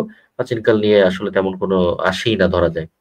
তারপরও বাংলাদেশের ইতিহাসের সাথে কিন্তু আমাদের প্রাচীন যে অংশগুলো, অর্থাৎ পুন্ড্র, বরেন্দ্র, গৌড়, এই যে প্রাচীন বাংলার যে ছোট ছোট রাজ্যে বিভক্ত ছিল, এই রাজ্যগুলো নিয়ে অনেক সময় প্রশ্ন আছে, সেটি নিয়ে আমরা খুব চমৎকার প্রাণবন্ত প্রাঞ্জল ভাষায় 3 থেকে 4 পেজ পড়ালে সেই প্রাচীন যুগের ইতিহাসটা আপনাদের পুরো নখদর্পণে চলে আসবে। সো বাংলাদেশের ইতিহাস নিয়ে বেশ কিছু প্রশ্ন এবং এখান থেকে বেশ ভালো রকম একটা মার্কস ক্যারি করার সম্ভাবনা আছে। অর্থনৈতিক সমীক্ষা, এটা আপনাদের পড়তে হবে, এবং অর্থনৈতিক সমীক্ষার বিভিন্ন অংশ থেকেই মূলত অর্থনীতির প্রশ্নগুলো আসে। আমাদের অর্থনৈতিক বিন্যাস কেমন, আমাদের অর্থনীতির চ্যালেঞ্জগুলো কেমন, কি কি সমস্যা আসছে, হ্যাঁ, আর কি কি সম্ভাবনা আসছে, আমাদের বাজেট নিয়ে কি কি হচ্ছে, হ্যাঁ, বাজেট বক্তৃতা অনেক সময় আপনারা পড়তে পারেন। আর বাজেটের মূল বিষয়গুলা, এখানের কিছু ডাটা চার্ট কোটেশন খুবই ইম্পর্টেন্ট। অর্থনীতি দিয়ে যে বিষয়গুলো আসবে সেখানে ডাটা চার্ট দিলেই আপনি মোটামুটি ভালো একটা মার্কস ক্যারি করার সম্ভাবনা আছে, যার সাথে অবশ্যই কোয়ালিটেটিভ লিখনির এবং অ্যানালাইসিসের দরকার আছে, যেগুলো আমরা আপনাদের করে দিব। আমি ব্যক্তিগতভাবে বাংলাদেশ ব্যাংকের সহকারী পরিচালক ছিলাম, মাহির আছে, এখানে আরো কয়েকজন আছে যারা ব্যাংকে চাকরি করেছে, জিসান ভাই ব্যাংকে চাকরি করেছে, অনেকেই ব্যাংক অর্থনীতি বিষয়ে বেশ ভালো অভিজ্ঞতা রাখে, তারা বেশ আপনাদের সহায়তা করতে পারবে। পরিবেশ ও প্রকৃতি, এটা হলো সারা পৃথিবীময় খুব গুরুত্বপূর্ণ হয়ে উঠছে, ক্লাইমেট এবং আমাদের এনভায়রনমেন্ট। তো এনভায়রনমেন্ট ক্লাইমেটের যে চ্যালেঞ্জগুলো সেগুলো কি কি, সেগুলো আসলে কিভাবে কাম আউট করতে হবে, কপ সম্মেলন নিয়ে এগুলো কি হচ্ছে, হ্যাঁ, আর আমাদের পরিবেশ প্রকৃতির কি কি চ্যালেঞ্জগুলো আছে, আমাদের বিভিন্ন রকম পরিবেশের যে বৈশিষ্ট্য আছে, স্পেশালি আমাদের সেন্ট মার্টিন থেকে শুরু করে সুন্দরবন, রাতারগুল, সব দিকে যে বিভিন্ন রকম যে পরিবেশ আছে সেগুলো নিয়ে বেশ কিছু প্রশ্ন থাকে। তো এগুলোর জন্য আমরা কয়েকটি পত্রিকা নির্দিষ্ট করে দেব, পত্রিকার বিভিন্ন কাটিং সেগুলো আমরা আপনাদের মাঝে মাঝেই হয়তো সাজেস্ট করবো, যেগুলো আপনারা পড়েন। প্রাকৃতিক সম্পদ খুব ইম্পর্টেন্ট, আপনারা জানেন যে সম্পদ বা এনার্জি সব দেশের জন্য খুব গুরুত্বপূর্ণ। আমাদের দেশের যে এনার্জি গুলো, স্পেশালি প্রাকৃতিক সম্পদ যেগুলো আমরা বলি, গ্যাস, তেল, বা তেল তো আমাদের দেশে নাই ধরতে গেলে, কয়লা খনির বিষয়গুলা, বাংলাদেশের প্রাকৃতিক সম্পদ কোন কোন অঞ্চলে বা জেলায় কি পরিমাণে আছে, সেগুলোর ভবিষ্যৎ কি, সেগুলোর সাস্টেনেবল হার্নেসিং কিভাবে করা যায়, এবং নবায়নযোগ্য শক্তি, এগুলো নিয়ে কিন্তু প্রশ্ন থাকে এখন। নবায়নযোগ্য বা সাস্টেনেবল যে এনার্জি সোর্স, সেগুলো নিয়ে এখন আমরাও প্রায় দেখি সভা, সেমিনার, বক্তৃতা, সরকারের উচ্চ পর্যায়ে বিভিন্ন রকম প্রায়োগিক ডিসিশন, সেগুলো কিন্তু এখন রিনিউয়েবল এনার্জির দিকে চলে গেছে। সেটি নিয়ে কিন্তু প্রাকৃতিক সম্পদের মধ্যে সেটা ধীরে ধীরে চলে আসবে। সংবিধান ভেরি ভেরি ইম্পর্টেন্ট। সংবিধানের শুরু থেকে সংবিধানের একদম তফসিল পর্যন্ত সবকিছু ইম্পর্টেন্ট না, শুরুটা ইম্পর্টেন্ট, 1 থেকে 47 খুব বেশি ইম্পর্টেন্ট, মাঝখানে নির্বাহী বিভাগ, আইনসভা, বিচার বিভাগের অংশগুলো বেশি ইম্পর্টেন্ট। তারপর সাংবিধানিক প্রতিষ্ঠানগুলো নিয়ে এখন প্রায় আলোচনা হয়, সেই প্রতিষ্ঠানগুলোর গঠন, সেগুলোর কিভাবে চলে, সেগুলোর মেয়াদকাল, সেগুলোর কর্ম পরিধি, এই সবগুলোই কিন্তু আসে। সুতরাং সেগুলো নিয়েও আমরা আপনাদের আলাদা করে একদম সেকশন ওয়াইজ সংবিধানের বিভিন্ন সেকশন নিয়ে কথা বলবো।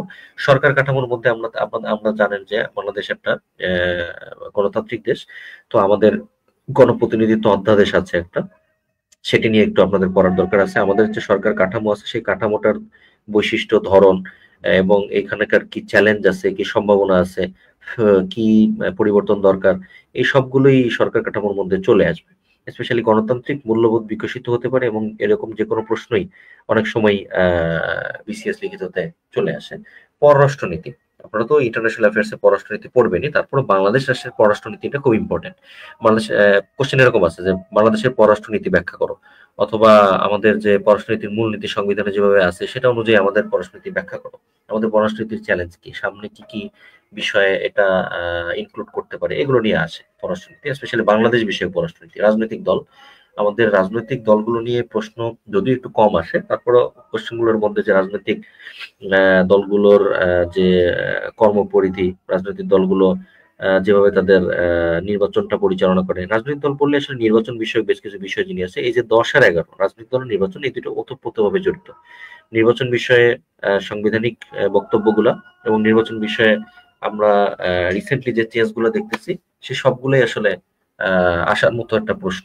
এবং এবার যেহেতু আপনারা জানেন একটা পরিবর্তিত পরিস্থিতি, সুতরাং নির্বাচন কমিশন চেঞ্জ হচ্ছে, সেখানে কি কি আসতে পারে সেগুলো অনেক ক্ষেত্রে তুলে দিতে পারে। এগুলো নিয়ে আপনাদের রাজনৈতিক দলের বৈশিষ্ট্যগুলা, হ্যাঁ, বাংলাদেশে কতটি রাজনৈতিক দল এবং সেগুলো আসলে কোন মূলনীতি অনুযায়ী চলে, সেগুলো আসলে আপনারা মোটামুটি একটা থরো আইডিয়া থাকলে আপনারা মোটামুটি প্রশ্ন করতে পারবেন। তথ্য প্রযুক্তি, আপনারা সবাই জানেন যে তথ্য প্রযুক্তি নিয়ে আমাদের দেশের প্রেক্ষাপটে কি কি কাজ হচ্ছে সেগুলো জানা জরুরি। তথ্য প্রযুক্তি ভিত্তিক যে জরুরি, তথ্য প্রযুক্তি কিভাবে আমাদের সামাজিক কাঠামোয় পরিবর্তন রাখছে, কিভাবে তার ভূমিকাগুলো প্রতিনিয়ত পরিবর্তন হয়েছে, তথ্য যোগাযোগ প্রযুক্তির ভালো এফেক্ট গুলো, খারাপ এফেক্ট গুলো, সেগুলো অনেক সময় কিন্তু বড় কোশ্চেন আকারে চলে আসে। সুশীল সমাজ, সিভিল সোসাইটি, একটা কোশ্চেন প্রায় আছে যে বাংলাদেশের সমাজ বিনির্মাণে সুশীল সমাজের ভূমিকা লিখো। সুশীল সমাজ বা সিভিল সোসাইটি খুবই কিন্তু ইম্পর্টেন্ট পার্ট বাংলাদেশের জন্য। এই সিভিল সোসাইটির ভূমিকা, বৈশিষ্ট্য, তাদের কর্মপরিধি, তারা কিভাবে পরিবর্তিত হচ্ছে, দেশকালের প্রেক্ষাপটে সুশীল সমাজ কিভাবে ভূমিকা রেখে দেশের একটা বড় অংশের মতাদর্শকে নিয়ন্ত্রণ করছে, সেই জিনিসগুলো কিন্তু চলে আসবে। বিশ্বায়ন বা গ্লোবালাইজেশন, এটি আসলে হচ্ছে যে আপনারা জানেন যে সারা পৃথিবীতেই অন্য যে কালচার বা সংস্কৃতিগুলো, সেগুলো কিন্তু আমাদের কালচার বা সংস্কৃতির সাথে মিলেমিশে একাকার হচ্ছে, কিন্তু একই সাথে আবার একাকারও হচ্ছে না, এটা আলাদা একটা নতুন কাঠামো তৈরি করতেছে। সুতরাং এই বিশ্বায়নের স্বরূপটা কি, বাংলাদেশের বিশ্বায়নের স্বরূপটা কি, বাংলাদেশ কিভাবে এই বিশ্বায়ন দ্বারা প্রভাবিত হচ্ছে, আমাদের বিভিন্ন সোশ্য কালচারাল নর্মসে বিশ্বায়নগুলোর প্রভাব কি, এই জিনিসগুলো নিয়ে আমরা একদম ওপেন ডিসকাশন আপনাদের সাথে করবো, যাতে জিনিসগুলো আপনাদের কাছে ক্লিয়ার হয়। জিনিসগুলো কঠিন না, এবং প্রশ্নগুলা আমরা অনেক ক্ষেত্রে বুঝি না। আমরা একটা প্রশ্ন পাইলেই লেখা শুরু করি, যা তা লিখে চলে আসে, কিন্তু ভিতরের যে ফিলোসফিটা সেটা বোঝানোর চেষ্টা করি না। যে লোকালাইজেশন অফ গ্লোবালাইজেশন বলতে কি বলতেছি আমরা, লোকালি লেড অ্যাডাপ্টেশন বলতে আমরা কি বলতেছি, এলএলএ যেটাকে বলি, এই জিনিসগুলো আমাদের আমরা চেষ্টা করবো আপনাদেরকে ইনপুট দেওয়ার। জেন্ডার ইস্যু, আপনারা জানেন যে জেন্ডার ইস্যু বললেই মানে নারীর ক্ষমতা, নারীর ক্ষমতায়নের জন্য বাংলাদেশ কি করছে, কি করবে, আমাদের সাংবিধানিক এবং আইনগত যে ভিত্তিগুলো জেন্ডার ইস্যু, সেগুলো কি, বর্তমান প্রেক্ষাপটে জেন্ডার ইস্যুটা কিভাবে আপনি দেখছেন, এরকম নানা রকম জেন্ডার ইস্যু আসতে পারে। যেমন অ্যাকচুয়ালি বিসিএস ছিল একটা পুরো জেন্ডার ইস্যু ভিত্তিক একটা বিসিএস, আমরা বলতাম যে নারীর ক্ষমতায়ন বিসিএস, মানে নারী নিয়েই টোটালটা পুরো বিসিএস এ দেখা গেছে যে মানে প্রত্যেকটা সাবজেক্টই নারীর ক্ষমতায়ন নিয়ে আসছে। সুতরাং জেন্ডার ইস্যু অনেক ক্ষেত্রে খুব গুরুত্বপূর্ণ হয়ে উঠতে পারে। জেন্ডার ইস্যু বিষয়ক প্রশ্ন পাওয়ার জন্য আপনারা শুধুমাত্র অ্যাকচুয়ালি বিসিএস দেখলেই বুঝবেন যে জেন্ডার ইস্যু নিয়ে কত ধরনের প্রশ্ন হতে পারে। আর মুক্তিযুদ্ধ, সেটি তো জানেন যে আমাদের জাতির একটা খুব বড় ঘটনা বাংলাদেশ বিনির্মাণে, সে মুক্তিযুদ্ধ বিষয়ক যে মুক্তিযুদ্ধের সময়কাল, পরবর্তীতে মুক্তিযুদ্ধটা কিভাবে পরিচালিত হয়েছে, এরপরে বিজয়, মুক্তিযুদ্ধের সময় বহির্বিশ্বের সাথে বাংলাদেশের সম্পর্ক, সবগুলোই আর কি চলে আসবে। তো এই ছিল মোটা দাগে আমাদের বিষয়গুলো। এত স্বল্প করে বলে এত বাংলাদেশ বিষয়গুলোর মতো এত বিশাল বিষয় আলোচনা করা সম্ভব নয়, তাও একটা ব্যর্থ প্রচেষ্টা করেছি। ধন্যবাদ। আমাদের সাথে যখন আপনারা থাকবেন, আমরা ডিটেইলসে আলোচনা করবো যে কিভাবে এই প্রশ্নগুলো আমরা অ্যান্সার করব, কিভাবে একটা অ্যানালাইসিস আকারে প্রশ্নগুলো লেখা যায়। এখানে দেখেন যে আমরা বাংলাদেশ বিশ্ববিদ্যালয়ের 45তম বিষয়ের একটা কোশ্চেন দেখছি, 20 মার্কের একটা সংক্ষিপ্ত আলোচনা দিছে, 5টা প্রশ্ন, টিকা 4 মার্কস করে, স্মার্ট বাংলাদেশ দিচ্ছে। দেখেন এটা তথ্য প্রযুক্তি থেকে আসছে, আয়কর মেলা অর্থনীতি থেকে আসছে, ঢাকা লিমিটেড এক্সপ্রেসওয়ে সেটা হলো উন্নয়ন থেকে আসছে, নারীর ক্ষমতায়ন জেন্ডার ইস্যু থেকে আসছে, ভৌগোলিক নির্দেশনা ওই যে বাংলাদেশের ভৌগোলিক বিবরণ সেখান থেকে আসছে। সুতরাং সবকিছু থেকেই অল্প অল্প করে যে কোনো কিছু আপনারা করতে পারে। তারপর যেমন 2 নম্বর কোশ্চেনটা লক্ষ্য করেন যে 47 থেকে 71 সাল পর্যন্ত বাংলাদেশ স্বাধীনতা সংগ্রামের পর্যায়গুলো, এগুলো যে কতবার আসছে এর কোনো ঠিক নাই, এটা বলে আমরা রিপিটেড কোশ্চেন, বারবার আসতেই থাকে। তো এই ধরনের প্রশ্নগুলো আমরা কিন্তু আপনাদের আলাদা করে শর্ট আউট করে দেবো, যেগুলো বারবার আসবে। তারপর সংবিধানের দেখেন যে কনস্টিটিউশন থেকে প্রস্তাবনার গুরুত্ব সম্পর্কে কি, প্রস্তাবনা আমরা সবাই জানি, কিন্তু এর গুরুত্বটা কি, কেন প্রস্তাবনা দেয়, কি দরকার প্রস্তাবনা দেওয়ার, প্রিয়াম্বল বা প্রস্তাবনার গুরুত্বটা কি, সেগুলো নিয়ে কিন্তু প্রশ্ন আসছে। সংবিধানের সংশোধনী, যে কটা সংশোধনী আছে সবকটাই ইম্পর্টেন্ট। পঞ্চদশ সংশোধনীটা দিয়ে দিল, আপনার ত্রয়োদশ সংশোধনী দিয়ে দিল, একটা দিয়ে দিল। পররাষ্ট্রনীতি বলতে কি বোঝেন, একটু আগে বলতেছিলাম যে বাংলাদেশের পররাষ্ট্রনীতির বিষয়গুলো, উদ্দেশ্য, দুর্বলতা, সীমাবদ্ধতা, এই জিনিসগুলো এগুলো আন্তর্জাতিক থেকে আসছে। তারপর যেমন সামাজিক অস্থিরতা, এটা কিন্তু ওই যে জনসংখ্যা সংস্কৃতি এরকম টাইপ রচনা টাইপের একটা প্রশ্ন বলতে পারি। সামাজিক অস্থিরতা বৃদ্ধির কারণে প্রতিকার। তারপর দেখেন কৃষি জমি অকৃষিকাজে স্থানান্তরিত হওয়ার স্বরূপ সংকট। চুপচাপ একটু আপনি 2 মিনিট ভাবলে কিন্তু অনেক কিছু পাবেন, কিন্তু আমরা যখন আপনাদের এই জিনিসগুলো নিয়ে আরো আলোচনা করব, আপনার ডিপ যে থটটা সেটা অবশ্যই আরো বেটার হবে আগের চেয়ে। দারিদ্র বিমোচন, এই দারিদ্র বিমোচন এটি কিন্তু বারবার আসছে এই কোশ্চেনটা, দারিদ্র বিমোচন কি আর সরকার গৃহীত কার্যক্রম। আমার অর্থনৈতিক সমীক্ষায় একটা চ্যাপ্টারই আছে দারিদ্র নিয়ে, সেই জায়গাটায় কিন্তু চমৎকার সব উদ্যোগের কথা বলা আছে এবং কোড, ডাটা, চার্ট এগুলো সহ। হ্যাঁ, তো এই বিষয়গুলো কিন্তু খুব ইম্পর্টেন্ট। তিস্তার পানি বন্টন চুক্তি কেন প্রয়োজন, আন্তর্জাতিক সম্পর্কের বিষয়। বাংলাদেশ উন্নয়নের মহাসড়কে 3টা মেগা প্রকল্প, হ্যাঁ 3টা বড় প্রকল্প নিয়ে আলোচনা, এগুলো আপনারা সবাই জানেন। তিস্তার পানি বন্টন চুক্তি, এটা কিন্তু একটা পররাষ্ট্র বিষয়ক কোশ্চেন। বাংলাদেশের সরকারি সেবা প্রদানের ক্ষেত্রে ই গভর্নেন্স, এটা ওই যে তথ্য প্রযুক্তি বিষয়ক কোশ্চেন, ঠিক আছে। তো ই বিষয়, ইজিপি, ই গভর্নেন্স, হ্যাঁ, ই মিউটেশন, যে কোনো কিছুই চলে আসতে পারে, আইসি রিলেটেড যে কোনো কিছুই চলে আসতে পারে। তো এইরকম ছিল আমাদের মোটামুটি নমুনা যে কি ধরনের কোশ্চেন আসতে পারে, ঠিক আছে। তো মোটামুটি বাংলাদেশ বিষয়গুলি কলেবর অনেক বৃহৎ, সেই জায়গায় আমরা চেষ্টা করবো আপনাদেরকে স্মার্ট সাজেশন দিতে, স্মার্ট পড়াশোনা করতে, যাতে আপনারা যে কোনো প্রশ্নই 1 মিনিট ভেবেই সুন্দর মতো একটা স্মার্ট অ্যান্সার লিখতে পারেন, যেটা অনেক মার্কস ক্যারি করবে। খেয়াল করেন এগুলো কিন্তু এক একটা প্রশ্নে 20 মার্কস, 20 মার্কস। সুতরাং আসলে আপনারা যদি 50% মার্কও দেয়, আপনি পাবেন 100, আপনারা একটু বেশি দিলে হয়তো পাবেন 120। তো এই যে একটু বেশি একটু পার্থক্য করে দেয় যে বিষয়গুলো, সেগুলো আমরা আপনাদের টিপস এন্ড ট্রিক্স গুলো শিখিয়ে দেবো। তো এই ছিল মাহিন মোটামুটি বাংলাদেশ বিষয়গুলি সম্পর্কে আমার মতামত। আমরা সামনের বিষয়গুলো যে কটা বাকি আছে সেগুলো দেখি। ধন্যবাদ ভাই। তো মোটামুটি একটা আইডিয়া পাইছেন ভাইয়া যেটা বললো। মোটামুটি আপনাদের কমন কোশ্চেন কিন্তু দেখবেন যে 200 মার্কের ভিতর 100-120 মার্ক কিন্তু হচ্ছে কমন টপিক, যেগুলা বিগত বছর প্রশ্ন আসছে বা জানে সবাই যে এগুলা পড়তে হবে, এরকম টপিক আসে। হ্যাঁ, 3টা বা 4টা কোশ্চেন আসে, এগুলা আপনার একটু চিন্তা ভাবনা করলে, ভাই যেটা বললো চিন্তা ভাবনা করে কিছুক্ষণ ভেবে চিন্তা ভাবনা করে আপনার লিখতে হবে। হয়তো সরাসরি আপনার এটা কমন হবে না। যেমন মনে করেন যে এই যে সামাজিক অস্থিরতা বলতে কি বোঝায়, এগুলো হচ্ছে রচনা টাইপ জিনিসপাতি, একটু চিন্তা ভাবনা করে দিতে হবে এই। হ্যাঁ, তো এই মোটামুটি যদি হচ্ছে ওই আমাদের হচ্ছে ইয়া হয় চ্যাপ্টার বেসড, হচ্ছে আমরা একদম সাজেশন দিয়ে দিই। আমাদের এই চ্যাপ্টারে এই কয়টা প্রশ্ন পড়া লাগবে আপনাদের হচ্ছে পরীক্ষা দেওয়ার আগেই, ক্লাস হওয়ার আগেই, আগামী এই ক্লাসের জন্য আমরা এই 20টা কোশ্চেন পড়বো। হ্যাঁ, চ্যাপ্টার ধরে ধরে এরকম করে আমাদের স্ট্রাকচার করা আর কি। হ্যাঁ, যার ফলে মোটামুটি একটা গুছানো প্রিপারেশন হোপফুলি বাংলাদেশ বিষয়াবলীতে অন্তত হয়ে যাবে। আচ্ছা, এরপর আমরা আগাই। বাংলাদেশ বিষয়াবলীর জন্য যদি বই বলেন, আমরা হচ্ছে এই শিকড় আছে, ইউনিক আছে। আমি পার্সোনালি শিকড়টা হচ্ছে ফলো করতাম, খারাপ লাগেনি আমার কাছে।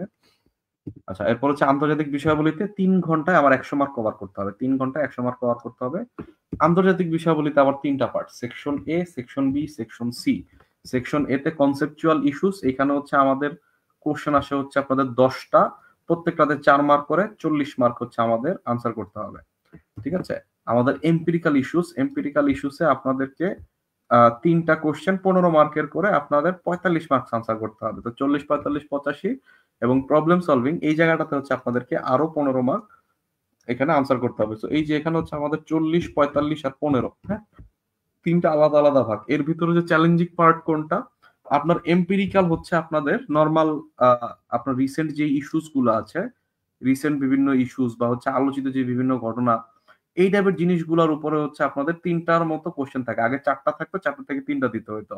বাট রিসেন্ট 2-3টা বিসিএস ধরে আমরা দেখতেছি সেখানে কোনো প্রকার অপশন থাকে না, 3টা ধারা থাকে, 3টার ভিতর 3টাই আপনাকে আনসার করতে হবে। অর্থাৎ মোটামুটি রিসেন্ট আলোচিত যে বিষয়গুলো সেগুলোর উপর 3টা টপিক। এবং এগুলো সবচেয়ে মজার কথা কি জানেন, এগুলো হচ্ছে আপনাদের পেপার পত্রিকার সাথে একটু যদি হচ্ছে আপনাদেরকে যোগাযোগ থাকে, হ্যাঁ, আপনারা বা হচ্ছে আপনারা অন্তত ফেসবুকে যদি ঘোরাঘুরি করেন, আপনারা এই 3টা কোশ্চেনে কিছু না কিছু লিখে দিয়ে আসতে পারবেন। ঠিক আছে, মানে খুবই হচ্ছে কমন টাইপের, মানে আসমান থেকে হচ্ছে এলা পড়ছে, এটা নামই শুনে না জীবনে, এরকম জিনিস হচ্ছে এম্পিরিক্যালের 45 মার্কে আসে না। ঠিক আছে, তো এম্পিরিক্যালের জন্য মোটামুটি আপনার কিছু না কিছু লিখে দিয়ে আসতে পারবেন। বাট হচ্ছে স্ট্রাকচারড ওয়েতে লিখতে হয় কিভাবে, এগুলার একটু হয়তো হেল্প দরকার হবে আপনাদেরকে। প্লাস হচ্ছে একটু গুছিয়ে দেওয়া যে ভাইয়া এম্পিরিক্যাল ইস্যু হচ্ছে পেপারে তো অনেক কিছুই করতেছে আন্তর্জাতিকে, সো পরীক্ষা আসার মতো, বিসিএস আসার মতো কোনগুলো, এরকম ধরেন যে আমরা হয়তো 20টা বা 25টা বা 30টার মতো হচ্ছে আপনাদেরকে আমরা এম্পিরিক্যাল ইস্যুস বাছাই করে দিলাম যে ভাই এগুলাই বারবার করে পড়েন। সেখান থেকে যদি 2টা কমন পড়ে যায়, তো ওই 2টাতে হচ্ছে আপনি 11-12 করে পাওয়া খুবই খুবই পসিবল। ঠিক আছে, আর বাকি যেটা হয়তো কমন পড়বে না, হয়তো ওইটাও কমন পড়তে পারে। যদি না পড়ে, আপনার মোটামুটি চর্চিত বিষয় নিজের মতো করে লিখে দিয়ে আসলেও মোটামুটি একটা মার্ক ক্যারি করা পসিবল। ঠিক আছে, আর এছাড়া হচ্ছে কনসেপচুয়াল ইস্যুতে আপনার যে 10টা কোশ্চেন 4 মার্ক করে 40 মার্ক। ঠিক আছে, সো এইখানে হচ্ছে লাগে আপনার একটু কষ্ট হবে। এদের ভিতরে হচ্ছে আপনার মোটামুটি 7টার মতো চ্যাপ্টার আছে। এই 7টা চ্যাপ্টারের ভিতর দেখা যায় কি আপনাদের যে গ্লোবাল এনভায়রনমেন্ট, সেখান থেকে একটা কোশ্চেন আসে। ইন্ট্রোডাকশন টু ইন্টারন্যাশনাল অ্যাফেয়ার্স থেকে সাধারণত হচ্ছে আপনাদের কোশ্চেন আসে না, আসলে মাঝে মধ্যে একটা কোশ্চেন আসলেও আসতে পারে, নাও আসতে পারে। আপনার আপনার হচ্ছে পরিবেশ থেকে আপনার মোটামুটি একটা কোশ্চেন আসবেই, কোনো মিস নাই। ইন্টারন্যাশনাল ইকোনমিক রিলেশন থেকে আপনার 2 থেকে 3টা কোশ্চেন আসতে পারে। পাওয়ার সিকিউরিটি থেকে সবচেয়ে বেশি মানে কোশ্চেন আসে, এভারেজে 3টার মতো কোশ্চেন পাওয়ার এন্ড সিকিউরিটি থেকে আসে। অ্যাক্টরস ইন দা ওয়ার্ল্ড এর ক্ষেত্রেও 1-2টা কোশ্চেন চলে আসে।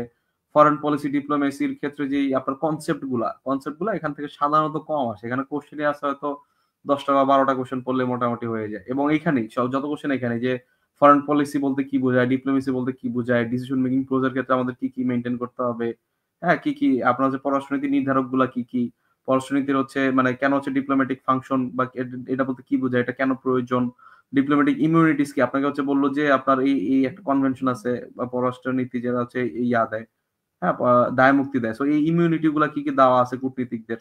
ঠিক আছে, সেই হচ্ছে আপনার কনভেনশনটা হচ্ছে আপনি একটু জানলেন। প্রিভিলেজেস গুলা কি, এই টাইপের যে জিনিসগুলো, এটা খুবই মানে রেয়ার। হয়তো বিগত বছরগুলো একটা বা দুইটা কোশ্চেন আসছে। সো এইটা হচ্ছে একটু লেস ইম্পর্টেন্ট, এই 1 নাম্বারটা একটু লেস ইম্পর্টেন্ট, বাকিগুলো থেকে মোটামুটি ভালো পরিমাণ কোশ্চেন আসতেছে। মেজর আইডিয়াস, আইডিওলজি, এখান থেকে কোশ্চেন চলে আসে, নিউ কলোনিয়ালিজম, ঠিক আছে, এরকম হচ্ছে টার্মিনোলজি, এখানে হচ্ছে অল্প কয়টা দিছে হয়তো নিউ ওয়ার্ল্ড অর্ডার, বাট এগুলোর বাইরে হচ্ছে অনেক কিছু চলে আসে, ঠিক আছে, যেমন হচ্ছে আপনার যে ব্যাকডোর ডিপ্লোমেসি কি, এরকম হচ্ছে নাম ধরে হচ্ছে আপনার ইয়া দিয়ে দিল, ঠিক আছে, এরকম কিন্তু হচ্ছে প্রচুর পরিমাণে কোশ্চেন আসে যে আপনার টার্মিনোলজি আপনার জানতে হবে, ঠিক আছে। গ্লোবাল সাউথ বলতে কি বোঝায় পরীক্ষায় আসছে, গ্লোবাল সাউথ বলতে আপনাদেরকে বুঝায় দিয়ে আসতে হবে যে গ্লোবাল সাউথ আসলে কি। আপনারা যদি বলেন যে দক্ষিণ গোলার্ধের যে কান্ট্রিগুলো সেগুলো গ্লোবাল সাউথ বলে, আপনি এরা হইল না, তাই না। তারপরে মনে করেন যে মধ্যস্থতা যে করে দেয় তাদেরকে কি বলা হয়, গুড অফিস বলা হয়। যেমন মনে করেন যে দুই দেশ যুদ্ধরত, তৃতীয় দেশ হচ্ছে সেখানে হচ্ছে হস্তক্ষেপ করছে বা হচ্ছে আপনার বলছে যে হচ্ছে এই জিনিসগুলো শান্তি চুক্তি আলোচনা করছে, তাদেরকে হচ্ছে গুড অফিস বলে, তাই না। তো এই যে জিনিসগুলা, এই যে হচ্ছে টার্মিনোলজি, এই টাইপের আইডিয়াস টার্মিনোলজি থেকে প্রতি বছর একটা বা দুইটা করে কোশ্চেন কিন্তু আসতেছে। তো এই জিনিসগুলো হচ্ছে আপনাদেরকে আনকমন কোশ্চেন চলে আসে প্রায়, ঠিক আছে। তো এইগুলোর জন্য হচ্ছে আপনাদেরকে একটু হচ্ছে এই ইন্টারন্যাশনাল পলিটিক্সে কি চলতেছে না চলতেছে একটু টুকটাক আইডিয়া রাখা লাগবে। প্লাস গ্রুপ স্টাডির মেইন জায়গাটাতেই যে আপনার কনসেপচুয়াল বিভিন্ন ইস্যুস, রিসেন্ট বিভিন্ন ইস্যুস এর ক্ষেত্রে কনসেপচুয়াল কি কি টার্ম হচ্ছে বিশ্ব রাজনীতিতে বর্তমানে চলতেছে, এম্পিরিক্যাল ইস্যুতে হচ্ছে কি কি, মানে এইটা হইলে কি কি হইতে পারে, নিজেদের ভিতরে আলোচনা, এগুলো ভাই প্রচুর পরিমাণে দরকার। তার চেয়ে বেশি দরকার হচ্ছে আপনার প্রবলেম সলভিং এর ক্ষেত্রে, যে হচ্ছে এই বিভিন্ন প্রবলেম, এই ইস্যুগুলো কিভাবে সলভ করা যায়। হ্যাঁ, বৈশ্বিক ভাবেই হচ্ছে আপনার হচ্ছে সাম্প্রদায়িক যেই সম্প্রীতি সেটা হচ্ছে একটু হুমকির মুখে আছে, বা এই টাইপের যে হচ্ছে আপনাদেরকে ইয়া বললো, তো সাম্প্রদায়িক সম্প্রীতি রক্ষার্থে আপনার হচ্ছে একটা নীতিপত্র রচনা করুন, অথবা হচ্ছে আপনাদের কোনো একটা প্রবলেম দিল, যেমন হচ্ছে রোহিঙ্গা প্রবলেম নিয়ে 2বার কোশ্চেন আসছে, ঠিক আছে, এরকম হচ্ছে বাংলাদেশের রিলেটেড, বাংলাদেশ এই প্রবলেমটা ফেস করতেছে ইন্টারন্যাশনালি, ঠিক আছে, তো বাংলাদেশের কি কি করা উচিত, তাহলে হচ্ছে নীতি মানে আপনার হচ্ছে পলিসি পেপার কিভাবে লেখে, একটা ফরম্যাট আছে, সেই ফরম্যাট অনুযায়ী হচ্ছে লেখা। অনেক জায়গায় দেখবেন যে বইয়ের ভিতর লিখতে এখানে হচ্ছে বাংলাদেশের লোগো দিতে হয়, বঙ্গবন্ধুর ছবি আঁকাতে, কি কি জানি দিয়া হিসেবে হিসেবে হচ্ছে ফরম্যাট দেওয়া রাখছে। হ্যাঁ, অনেক বই এরকম আছে। তো এইসব না করে অ্যাকচুয়ালি আপনার কি লিখতে হয়, ঠিক আছে, কিভাবে লিখতে হয়, এই জিনিসগুলো সম্পর্কে যদি একটু আপনাদের আইডিয়া দেওয়া যায়, আপনাদের যদি একটু ফরম্যাট দেওয়া যায়, প্লাস আপনাদেরকে একদম মনে করেন যে এই আপনাদেরকে দিলাম যে হচ্ছে 50টা হচ্ছে কনসেপচুয়াল পড়েন, হ্যাঁ, এরপর 30টার মতো বা 20টার মতো হচ্ছে আপনাদের কি ইয়া পড়েন, তারপর হচ্ছে প্রবলেম সলভিং দিলাম, হইতেছে হচ্ছে আপনাদের 7-8টা প্রবলেম সলভিং পড়েন, ঠিক আছে। এবার হচ্ছে মানে সাজেশন ভিত্তিক আপনাদেরকে পড়াটা হচ্ছে একদম কনসাইজ করে দিয়ে আসা, এটার উপরে বারবার হচ্ছে রিভাইজ দেয়, এটাই বারবার করে পড়লে যদি কমন পড়ে যায় তাহলে খুব ভালো একটা পরিমাণ মার্ক কিন্তু ক্যারি করা খুবই খুবই খুবই পসিবল, ঠিক আছে। বিগত বছরের কোশ্চেন যদি আপনাদেরকে একটু দেখাই, বিগত বছরের কোশ্চেনের জন্য আপনারা দেখবেন বিগত বছরের কোশ্চেনে যেরকম হচ্ছে 45 বিসিএস এ 40 মার্কের কোশ্চেন আসছে, 10টা কোশ্চেন 4 মার্কের। জেনারেল কনভেনশন কি, এটা কেন গুরুত্বপূর্ণ, ঠিক আছে, এটা হচ্ছে খুব সম্ভবত কি বলে গণহত্যা রিলেটেড, খুব সম্ভবত নাকি রেফিউজি ভুলে গেছি আমি, অনেকদিন পড়াশোনার ভিতর নাই। তারপর 5 বলতে কি বুঝায়, এরপর হচ্ছে আপনাদের নমনীয় এবং অনমনীয় ঋণের পার্থক্য কি, যে 5 এটা হচ্ছে যে আন্তর্জাতিক প্রতিষ্ঠান যে চ্যাপ্টারটা সেটা থেকে চলে আসছে। জেনেভা কনভেনশন হচ্ছে আপনার চলে আসছে হচ্ছে আপনার যে আন্তর্জাতিক যে প্রতিষ্ঠান সেটা থেকে চলে আসছে। আরব বসন্তের মূল কারণ সমূহ ব্যাখ্যা করুন।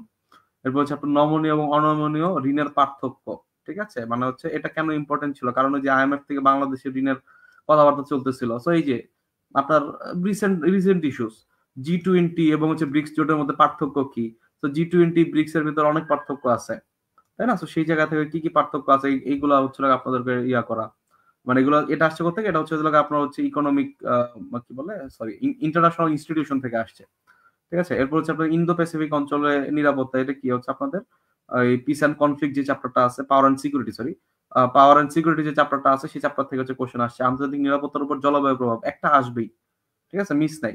এরপর হচ্ছে বিশ্ব ব্যবস্থার উন্নয়নশীল দেশ সমূহের জন্য সার্বভৌমত্বের প্রধান চ্যালেঞ্জ সমূহ কি কি, এটা আসছে রাষ্ট্র থেকে। অ্যাক্টরস ইন দা ওয়ার্ল্ডে দেখবেন যে হচ্ছে রাষ্ট্র একটা অ্যাক্টর, ঠিক আছে। তো রাষ্ট্রের কতগুলো উপাদান আছে আমরা দ্বিতীয় চ্যাপ্টারে এই জিনিসগুলো পড়বো। তো রাষ্ট্রের উপাদানের ভিতর চতুর্থ উপাদান হচ্ছে আপনার সোভারেনিটি বা হচ্ছে সার্বভৌমত্ব, সেটা প্রধান চ্যালেঞ্জ গুলা কি কি, এটা সার্বভৌমত্বের সাথেই চলে আসে। এরপর হচ্ছে আপনাদের এই সাইবার যুদ্ধ, কৃত্রিম বুদ্ধিমত্তা, এই জিনিসগুলো কাইন্ড অফ হচ্ছে আপনাদের হচ্ছে ইয়ার সাথে রিলেটেড, হচ্ছে পাওয়ার এন্ড সিকিউরিটির সাথে সাইবার যুদ্ধটা হচ্ছে রিলেটেড, ঠিক আছে। এরপর হচ্ছে আপনাদের এই পারমাণবিক জ্বালানির শান্তিপূর্ণ ব্যবহারের জন্য দায়িত্বপ্রাপ্ত আন্তর্জাতিক সংস্থার কার্যাবলী আলোচনা করুন, ঠিক আছে। তো এই যে আপনার হচ্ছে এই IA যে ইন্টারন্যাশনাল অ্যাটমিক এনার্জি যেটা, ঠিক আছে, এটা কি ইন্টারন্যাশনাল অ্যাটমিক এনার্জি অ্যাসোসিয়েশন, ঠিক আছে। তো ওই জায়গা থেকে হচ্ছে তাদের যে কাজ ঠিক আছে, ইন্টারন্যাশনাল তো এই জিনিসগুলো আপনার হচ্ছে এটা কি, এটা হচ্ছে আপনার হচ্ছে থেকে আসছে, কি বলে পাওয়ার অ্যান্ড সিকিউরিটি থেকে আসছে। দেখতেছেন পাওয়ার অ্যান্ড সিকিউরিটি থেকে হচ্ছে ম্যাক্সিমাম কোশ্চেন চলে আসে। ঠিক আছে, এর বাইরে হচ্ছে বিভিন্ন ফরেন পলিসি রিলেটেড হচ্ছে আপনার টুকটাক কোশ্চেন চলে আসে। ঠিক আছে, আন্তর্জাতিক রাজনীতির হতে একটা হয়তো আপনি পাবেন যে ইতিহাস রিলেটেড, আরব বসন্ত বা আপনার হচ্ছে আরব ইসরায়েল যুদ্ধ, এই টাইপের যে হচ্ছে আপনার মিডল ইস্ট রিলেটেড যে জিনিসগুলো সেগুলো ইম্পর্টেন্ট। ঠিক আছে, আর আপনি যদি ইম্পেরিক্যালে দেখেন, ইম্পেরিক্যালে মাত্র 3টা কোশ্চেনের ক্ষেত্রে কি আসে যে জাতিসংঘের ভূমিকা, জাতিসংঘের চ্যালেঞ্জ। জাতিসংঘ কিন্তু হচ্ছে আপনাদের হচ্ছে সিলেবাসের ভিতর কিন্তু আছে। ঠিক আছে, আপনারা যদি দেখেন এমপিরিক্যালের সিলেবাসের 1 নাম্বারটাই হচ্ছে আপনাদের কি, 1 নাম্বারটাই হচ্ছে আপনাদের এই ইউনাইটেড নেশনস। ঠিক আছে, এরপরে হচ্ছে আপনাদের ফরেন রিলেশন অফ মেজর পাওয়ার, বিভিন্ন হচ্ছে যে মেজর পাওয়ার বৈশ্বিক যে শক্তিগুলো তাদের ভিতরে আন্তঃসম্পর্ক রিলেটেড হচ্ছে কোশ্চেন আসে। আবার মনে করেন যে বাংলাদেশের সাথে বিভিন্ন যে বৈশ্বিক সংস্থা এবং হচ্ছে বৈশ্বিক যে ক্রীড়ানক বা হচ্ছে অ্যাক্টর গুলো আছে তাদের সাথে হচ্ছে বাংলাদেশের সম্পর্ক রিলেটেড হচ্ছে একটা চ্যাপ্টার আছে। এরপর সাউথ এশিয়ান পলিটিক্স এর উপর একটা ডেডিকেটেড একটা আলাদা চ্যাপ্টার আছে। এরপরে বিভিন্ন হচ্ছে যে ইস্যুস এবং কনফ্লিক্ট চলতেছে সারা বিশ্বব্যাপী, এগুলো নিয়ে আলাদা একটা চ্যাপ্টার আছে। এরপর হচ্ছে ইনস্টিটিউশন রিজিওনাল এবং হচ্ছে গ্লোবাল, দুই লেভেলেই হচ্ছে ইনস্টিটিউশন নিয়ে হচ্ছে আপনাদের এই আছে। তো এই কয়েকটা জিনিস হচ্ছে আমাদের মাথায় রেখে পড়াশোনা করতে হবে এবং হচ্ছে পরীক্ষার প্রশ্নও দেখবেন যে ওই রিলেটেড, যে বিশ্বশান্তি রক্ষা জাতিসংঘে সরাসরি যুক্তরাষ্ট্র প্যালেস্টাইন এবং ইসরায়েলকে বৃহত্তর বিপর্যয় থেকে রক্ষা করতে পারে। তো এই যে আপনার হচ্ছে সাম্প্রতিক যে হচ্ছে আপনাদের conflict, major issues and conflict, তো এটা কি, এটার চেয়ে বড় ইস্যুস এন্ড কনফ্লিক্ট তো বর্তমানে পৃথিবীতে নাই, রাইট? প্যালেস্টাইন ইসরায়েল সংকট, তো এইটা রিলেটেড হচ্ছে আপনার হইতে পারে। এরপর হচ্ছে ইউক্রেন রাশিয়া যুদ্ধ আমাদের সময় এসেছিল, 43 এসেছিল, 44 ইউক্রেন রাশিয়া যুদ্ধ এসেছিল, তাই না? বর্তমানে বিভিন্ন ইস্যুস নিয়ে হচ্ছে আপনাদেরকে আসবে। এরপরে হচ্ছে আপনাদের কি রিজিওনাল এই যে হচ্ছে আপনাদের উদ্বাস্তু সংস্থা, রিফিউজি ক্রাইসিস নিয়ে হচ্ছে লেখা। তো এই যে আপনার কোনোটাই আপনার অপরিচিত না, আপনি এইখানে 2-4টা মানে হচ্ছে আপনার কনসেপচুয়ালে পাবেন যে কিছু জিনিস আপনার অপরিচিত আসতে পারে, কিন্তু এইখানে হচ্ছে আপনার অপরিচিত কোনো জিনিস আসবে না। ঠিক আছে, আপনার ইম্পেরিক্যালে অপরিচিত জিনিস আসবে না, মানে খুবই আলোচিত চর্চিত জিনিসগুলো আসবে, সেগুলোর উপর হচ্ছে আপনাদের হচ্ছে একদম সলিড কিছু হচ্ছে নোটপাতি লাগবে, আপনারা নিজেরা তৈরি করে নেবেন, কিছু কিছু আমরা তৈরি করে দিব। ঠিক আছে, তো এই যে সলিড নোটপাতি যদি থাকে, পয়েন্টগুলো যদি আপনার কাছে লেখা থাকে, এগুলোর উপর কিন্তু আপনারা মোটামুটি বেশ ভালো একটা পরীক্ষা দিয়ে আসতে পারবেন। আর আরেকটা হচ্ছে আপনাদের প্রবলেম সলভিং যে জিনিসটা থাকে, যে আপনার একটা প্রবলেম বলে দেয় যে বাংলাদেশের উন্নয়নশীল দেশের রোল মডেল হবে। তো এখন হচ্ছে আপনার উন্নত দেশের কাতারে যদি নিয়ে যাওয়া লক্ষ্য হয়, তাহলে হচ্ছে বৈশ্বিক সুযোগ সমূহ কিভাবে বাংলাদেশ হচ্ছে কাজে লাগাইতে পারে। ঠিক আছে, তো এই যে টেকসই উন্নয়ন নিশ্চিত করে 2041 সালের ভিতর এই এই যে জিনিসগুলো, তো এগুলো খুবই খুবই কমন জিনিস। তো এই যে বৈশ্বিক সুযোগ কিভাবে কাজে লাগাইতে পারে, এই জিনিসটার উপর হচ্ছে একটা প্রবলেম সলভিং আপনার 15 মার্কের আসলো। তো এটার উপর 3 পেজ কিভাবে লিখতে হবে একটা ফরম্যাটের, সেটা মনে করেন যে আমাদের ইয়া থাকবে। তো এইখানে আমরা তো সরাসরি এইটা রিলেটেড পড়াবো না, আমরা হয়তো আপনাদেরকে পড়াবো যে এলডিসি গ্রাজুয়েশন হবে, এরপরে আপনার হচ্ছে ভিশন 2041, টেকসই উন্নয়ন, এই জিনিসগুলোর উপর প্রবলেম সলভিং পড়াবো, ইকোনমিক্যাল ইস্যুর উপর, তাই না? তো ওখান থেকে হচ্ছে আপনারা কাছাকাছি জিনিস আসবে, সরাসরি কমন করবেন, কাছাকাছি জিনিস আসবে, সেখান থেকে আপনারা লিখে দিয়ে আসতে পারবেন। ঠিক আছে, তো এই মোটামুটি হচ্ছে আমাদের ইন্টারন্যাশনাল অ্যাফেয়ার্স। ইন্টারন্যাশনাল অ্যাফেয়ার্স এর পরে আমাদের বিজ্ঞান। ঠিক আছে, তো বিজ্ঞান নিয়ে হচ্ছে আমরা একটু জিশান ভাইয়ের কাছে যাবো, যে বিজ্ঞান আসলে খুবই খুবই হচ্ছে ভেজালের একটা জিনিস। জিশান ভাই কি আছেন আমাদের সাথে? আচ্ছা, জিশান নাই, আমরা একটু সংক্ষিপ্ত করি, আমাদের অনেক সময় হয়ে গেছে। জিশান নাই। হ্যাঁ, আচ্ছা, তাহলে সামুল ভাই আছে না? সামিউলও নাই, ওদের হচ্ছে আপনি একটু টেনে দেন, দ্রুত টেনে শেষ করুন। আমি টেনে দিই। হ্যাঁ, সাধারণ বিজ্ঞান কিন্তু হচ্ছে আমাদের ইজি জিনিস, বাট হচ্ছে সাধারণ বিজ্ঞান কমন পড়ে সবই পড়ে, কিন্তু লিখে আসে কষ্ট হয়ে যায়। সাধারণ বিজ্ঞানের ক্ষেত্রে আপনারা দেখবেন যে পার্ট হচ্ছে 3টা। প্রথম পার্ট হচ্ছে আপনাদের এই 100 মার্কের ভিতর প্রথম পার্টে 60 মার্কস থাকে। 60 মার্কসটা কিরকম, প্রত্যেকটাতে হচ্ছে আপনাদের 7.5 মার্ক করে থাকে, এরকম 8টা কোশ্চেন আপনাদের আনসার করতে হয়। আগে 9টা থেকে 8টা আনসার করা হতো, এখন 8টা থেকেই 8টা আনসার করা লাগবে। অর্থাৎ আপনাদের মানে রিসেন্ট বিসিএস গুলোতে আপনাদের যেটা দেখা যাচ্ছে এই অপশন একদম তুলে দিচ্ছে। ঠিক আছে, অপশন দেয়ই না। তো এইখানে হচ্ছে আপনারা দেখবেন যে 7.5 মার্কের করে যে প্রত্যেকটা প্রশ্ন 8টা এরকম প্রশ্ন আসে কিসের উপর, সাধারণ বিজ্ঞান। সাধারণ বিজ্ঞান মিনস হচ্ছে আপনার ফিজিক্স, কেমিস্ট্রি, বায়োলজি। ঠিক আছে, মানে 9-10 যে বিজ্ঞান আমাদের সাথে পরিচিত ছিলাম সেই জিনিসটা আর কি। তো ফিজিক্স, কেমিস্ট্রি, বায়োলজির ভিতর আপনারা দেখবেন যে হচ্ছে আমাদের এই কেমিস্ট্রি রিলেটেড কিছু চ্যাপ্টার আছে, বিশেষ রিটার্নের যদি সিলেবাস আপনারা যদি যান, বা এখানে হচ্ছে আমাদের কাছে আছে, আমাদের হচ্ছে সায়েন্স রিলেটেড আচ্ছা, আন্তর্জাতিকের যে বইগুলো, সেই বইগুলো হচ্ছে আমরা এখন দিব না, কারণ আন্তর্জাতিকের বইগুলো কিন্তু আপডেট হয় এবং হচ্ছে আপডেটেড বই পড়াই ভালো আন্তর্জাতিকের ক্ষেত্রে। তো আমরা একটু পরবর্তী পোস্টে আমরা শেয়ার করে দিব। আপনার হচ্ছে ভৌত এবং জীববিজ্ঞান যে পার্টটা আছে, অর্থাৎ সাধারণ বিজ্ঞান যে পার্টটা আছে, সেটার ভিতরে হচ্ছে লাইট, সাউন্ড, ম্যাগনেটিজম। ঠিক আছে, এই জিনিসগুলো হচ্ছে আপনাদের হচ্ছে ফিজিক্সের সাথে রিলেটেড। ঠিক আছে, অ্যাসিড বেস, ওয়াটার আমাদের সম্পদ, এবং অ্যাটমসফিয়ার, পলিমার, এই জিনিসগুলো হচ্ছে আমাদের হচ্ছে কেমিস্ট্রির সাথে রিলেটেড। ঠিক আছে, আর 3টা চ্যাপ্টার আছে হচ্ছে আপনাদের বায়োলজির সাথে রিলেটেড। ঠিক আছে, তো ফিজিক্স কেমিস্ট্রি বায়োলজির হচ্ছে মিশ্রণ, এবং এই পার্টটা থেকে হচ্ছে কোশ্চেন গুলো একটু চ্যালেঞ্জিং আসে, বাকিগুলো হচ্ছে মোটামুটি কমন কোশ্চেন। মানে আপনাদেরকে হচ্ছে জাস্ট হচ্ছে কোশ্চেনের লিস্ট ধরাই দেবো, এই কয়েকটা কোশ্চেন আপনাদের পড়ে আসতে হবে। ওই কয়েকটা কোশ্চেন পড়লে মোটামুটি কমনই পড়ে। হ্যাঁ, মানে ওইরকম আহামরি উল্টাপাল্টা কোশ্চেন সাধারণত হচ্ছে আসে না। ঠিক আছে, আর মাঝে মধ্যে হচ্ছে আপনাদের কিরকম কোশ্চেন আসে যে আপনার গ্লোবাল ওয়ার্মিং এর কারণ এবং প্রভাব ইয়া করো, এইটা মনে করেন যে আসলে অ্যাটমসফিয়ারের চ্যাপ্টারের ভিতর হুবহু হয়তো আপনাদের হচ্ছে কমন পড়বে না গ্লোবাল ওয়ার্মিং এর কারণগুলো। বা মনে করেন যে আপনার কি বলে পানির বিশুদ্ধতার মানদণ্ড, না এটা হচ্ছে আমার সিলেবাসের ভিতরে অন্তর্ভুক্ত। এই যে পানির দূষণ রোধে একজন নাগরিক হিসেবে আপনার কি করা উচিত, এরকম হচ্ছে ফালতু কিছু কোশ্চেন আসবে। হ্যাঁ, এই টাইপের কোশ্চেন গুলো হচ্ছে আপনি নিজেই দিতে পারবেন। এই টাইপের কোশ্চেন ছাড়া যত কোশ্চেন আসবে মোটামুটি ম্যাক্সিমাম ক্ষেত্রে 99% ক্ষেত্রে দেখা যায় কি কমন কোশ্চেনই আসে। হ্যাঁ, উল্টাপাল্টা কোশ্চেন সাধারণত আসে না।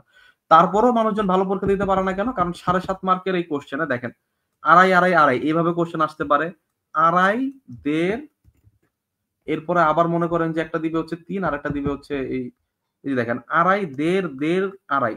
ঠিক আছে, মানে হচ্ছে 4টা কোশ্চেন 7.5 মার্কের জন্য, 4টা আলাদা আলাদা কোশ্চেন।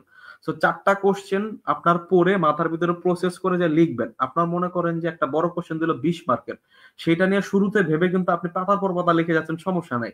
কিন্তু বিজ্ঞানের ক্ষেত্রে হয় কি 4টা 4 রকমের কোশ্চেন হওয়ার কারণে কোশ্চেনটা পড়ে সেটা কি লিখবো এটা চিন্তা করে খাতা পর্যন্ত যাইতে যেতে বেশ ভালো একটা সময় আপনার নষ্ট হয়। এবং প্রত্যেকটা কোশ্চেন হচ্ছে খুবই অল্প সময়ের জন্য হওয়ায় প্রত্যেকটা পিছনে 30 সেকেন্ড 1 মিনিট করে যদি আপনার মাথার ভিতরে চিন্তার সময় চলে যায়, এরপর আবার খাতায় লেখাটা অনেক চ্যালেঞ্জিং হয়ে যায়। ঠিক আছে, মানে বিজ্ঞান পরীক্ষাটা খুব চ্যালেঞ্জিং, বিশেষ করে এই যে এই পার্টটা খুবই চ্যালেঞ্জিং।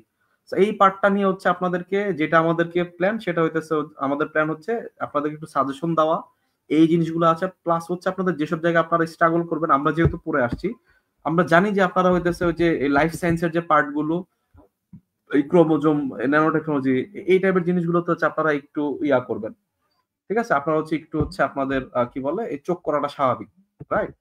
তো এই জায়গা থেকে হচ্ছে আমি বলবো যে হচ্ছে মানে এরপর হচ্ছে খাদ্য পুষ্টির যে চ্যাপ্টার গুলো আছে, এগুলোর সাথে আমরা সরাসরি পরিচিত হয়তো না। তো খাদ্য পুষ্টি, ভিটামিন, অ্যান্টিঅক্সিডেন্ট, ফ্রি রেডিক্যাল, এগুলো সম্পর্কে মনে করেন যে একটু পড়াশোনা করা, এগুলোর উপরে মনে করেন যে একটু ভালো মতো ডিপে গিয়ে ক্লাস হয়তো নেওয়া হবে। আর বাকিগুলো আপনাদের হচ্ছে এই বিগত বছর কোশ্চেন এবং হচ্ছে আপনাদের যা যা আসতে পারে এগুলোর উপর একটা সাজেশন দেওয়া হবে। প্রযুক্তি অংশ হচ্ছে আপনাদের 40 মার্ক। প্রযুক্তি অংশের ভিতর হচ্ছে কম্পিউটার এবং ইলেকট্রিক্যাল দুইটা পার্ট, 25 এবং 15 টোটাল হচ্ছে ইয়া। তো এই পার্ট গুলো হচ্ছে খুবই খুবই হচ্ছে ইজি টাইপের। ইজি বলতে কি মানে হচ্ছে আপনাদের হয়তো ইয়া নাই, আপনারা হয়তো এটার সাথে পরিচিত না, কিন্তু খুবই কমন টাইপের জিনিসপত্র আছে, যে computer functional unit, volatile memory, non volatile memory, এগুলো হচ্ছে বিগত বছরের কোশ্চেন। সার্চ ইঞ্জিন আর ওয়েব ব্রাউজারের ভিতর পার্থক্য লিখুন। স্পাইওয়্যার, এটা হচ্ছে একটু বানায় লিখতে হবে। স্পাইওয়্যারের কাজ কি, এটা হচ্ছে আমাদের কম্পিউটার ভাইরাস, একদম সরাসরি কোশ্চেন। ঠিক আছে, বা সিলেবাসে সরাসরি বলাই আছে যে স্পাইওয়্যার হয়তো আপনি পাবেন কম্পিউটার ভাইরাসের ভিতরে, এইটা হচ্ছে একটা 4 বা 5 টাইপের ভাইরাস আছে, ওখানে হচ্ছে স্পাইওয়্যার একটা ভাইরাস, একদম সরাসরি কোশ্চেন। অথেন্টিকেশন বলতে কি বোঝায়, ডিজিটাল সিগনেচার বলতে কি বোঝায়, হ্যাঁ, সো 2 ফ্যাক্টর অথেন্টিকেশন, এগুলো হচ্ছে একটু প্রয়োগ রিলেটেড কোশ্চেন, একটা দুটো চলে আসে একটু প্রয়োগ, সরাসরি হয়তো বইয়ের ভিতরে আপনি এই জিনিসগুলো পাবেন না। ঠিক আছে, অথেন্টিকেশন কি, তো 2 ফ্যাক্টর অথেন্টিকেশন যারা ফেসবুক মানে এগুলো চালাই মোটামুটি আমরা পরিচিত। ডিজিটাল সিগনেচার, প্রচলিত সিগনেচারের ভিতরে পার্থক্য। তো ডিজিটাল সিগনেচার হচ্ছে কি আপনার হচ্ছে এই আপনার হচ্ছে যেমন হচ্ছে একটা বিদ্যুৎ বিল আপনি নেট থেকে নামাইলেন, সেটার বিল দিলেন, বিল দেওয়ার পরে নিচে কিন্তু অটো জেনারেটেড ভাউচার, সেটা কিন্তু বলা থাকে যে এখানে কোনো সিলভার সাইনের বা ইয়ার প্রয়োজন, এটা হচ্ছে ডিজিটালি জেনারেটেড। সো ওই যে একটা ট্রেস থাকে যে এটা হচ্ছে এখান থেকে আসছে, ওই ট্রেসটাই হচ্ছে আপনাদের এনাফ। এখানে হচ্ছে কোনো একজন ব্যক্তির সিগনেচার দেওয়া লাগে, এই বিষয়টা না, তাই না? তো ওই যে আপনার ডিজিটাল সিগনেচার প্রচলিত সিগনেচারের ভিতরে বেসিক পার্থক্য একটু বানায় লিখে দিয়ে আসতে হবে, কারণ হুবহু আপনি কোনো বই আপনি মানে আপনি বই ফালা করে ফেলেন, কোনো বইয়ের ভিতরে আপনি সরাসরি এই কোশ্চেনটা পাবেন না। এর মধ্যে বানানো টাইপের দু একটা কোশ্চেন চলে আসবে। কম্পিউটার সিস্টেমের ভিতরে বায়োস কি করে, এএলইউর কাজ কি, সিস্টেম সফটওয়্যার, অ্যাপ্লিকেশন সফটওয়্যারের কাজ কি, ডাটাবেস প্রাইমারি কি কেন ব্যবহার করা হয়, বিগত বছরের কোশ্চেন, সরাসরি বিগত বছরের কোশ্চেন। ঠিক আছে, এরপর হচ্ছে আপনাদের এই যে ইলেকট্রিক্যাল যে পার্টটা আছে, 3টা কোশ্চেন আসে 5 মার্কের। ইলেকট্রিক্যাল পার্টে হচ্ছে আপনাদের কি ট্রান্সফরমারের কার্যাবলী, আদর্শ ভোল্টেজ উৎস, সার্কিট ব্রেকার, বিগত বছরের কোশ্চেন। ঠিক আছে, এনপিএন ট্রানজিস্টর কেন উচ্চ ফ্রিকোয়েন্সিতে বর্তমানে ব্যবহার করা হয়, বিগত বছর খুব সময় আসেনি, বাট হচ্ছে আপনার একটা বইয়ের ভিতর আছে, আমাদের সিলেবাসের ভিতর ছিল, কখনো আসেনি বাট এবার আসছে। কারশফের সূত্র সমূহ বিবৃত করুন এবং ব্যাখ্যা করুন। মানে এটা হচ্ছে আপনাদের ডায়োড, জেনার ডায়োড, ওখানে হচ্ছে ডায়োড ট্রানজিস্টরের ভিতর এই কোশ্চেনটা আছে। হ্যাঁ, যে এটা হচ্ছে আপনার এনপিএন ট্রানজিস্টর কেন ব্যবহার করা হয়, এটা হচ্ছে অ্যাম্পলিফায়ার হিসেবে কাজ করে। হ্যাঁ, সো ওইখান থেকে হচ্ছে আপনাদের এখানে 2.5 মার্ক আনসার করে দেওয়া যাবে। যে মানে এবং এখানে কিন্তু আরেকটা জিনিস, বিজ্ঞানের ক্ষেত্রে প্রচুর পরিমাণে চিত্র শিখতে হয় এবং আপনাদের হচ্ছে চিত্রের খাতা, একটা নোট খাতা থাকতে হবে। যে বিজ্ঞানের হচ্ছে আমার হচ্ছে চিত্রগুলো অন্তত নোট, আপনি হচ্ছে কোশ্চেন নোট না করেন, কোশ্চেন আপনি সায়েন্স ককটেল বা সায়েন্স আওয়ার থেকে পড়েন, বাট চিত্রের একটা নোট খাতা রাখাটা হচ্ছে আপনার উচিত।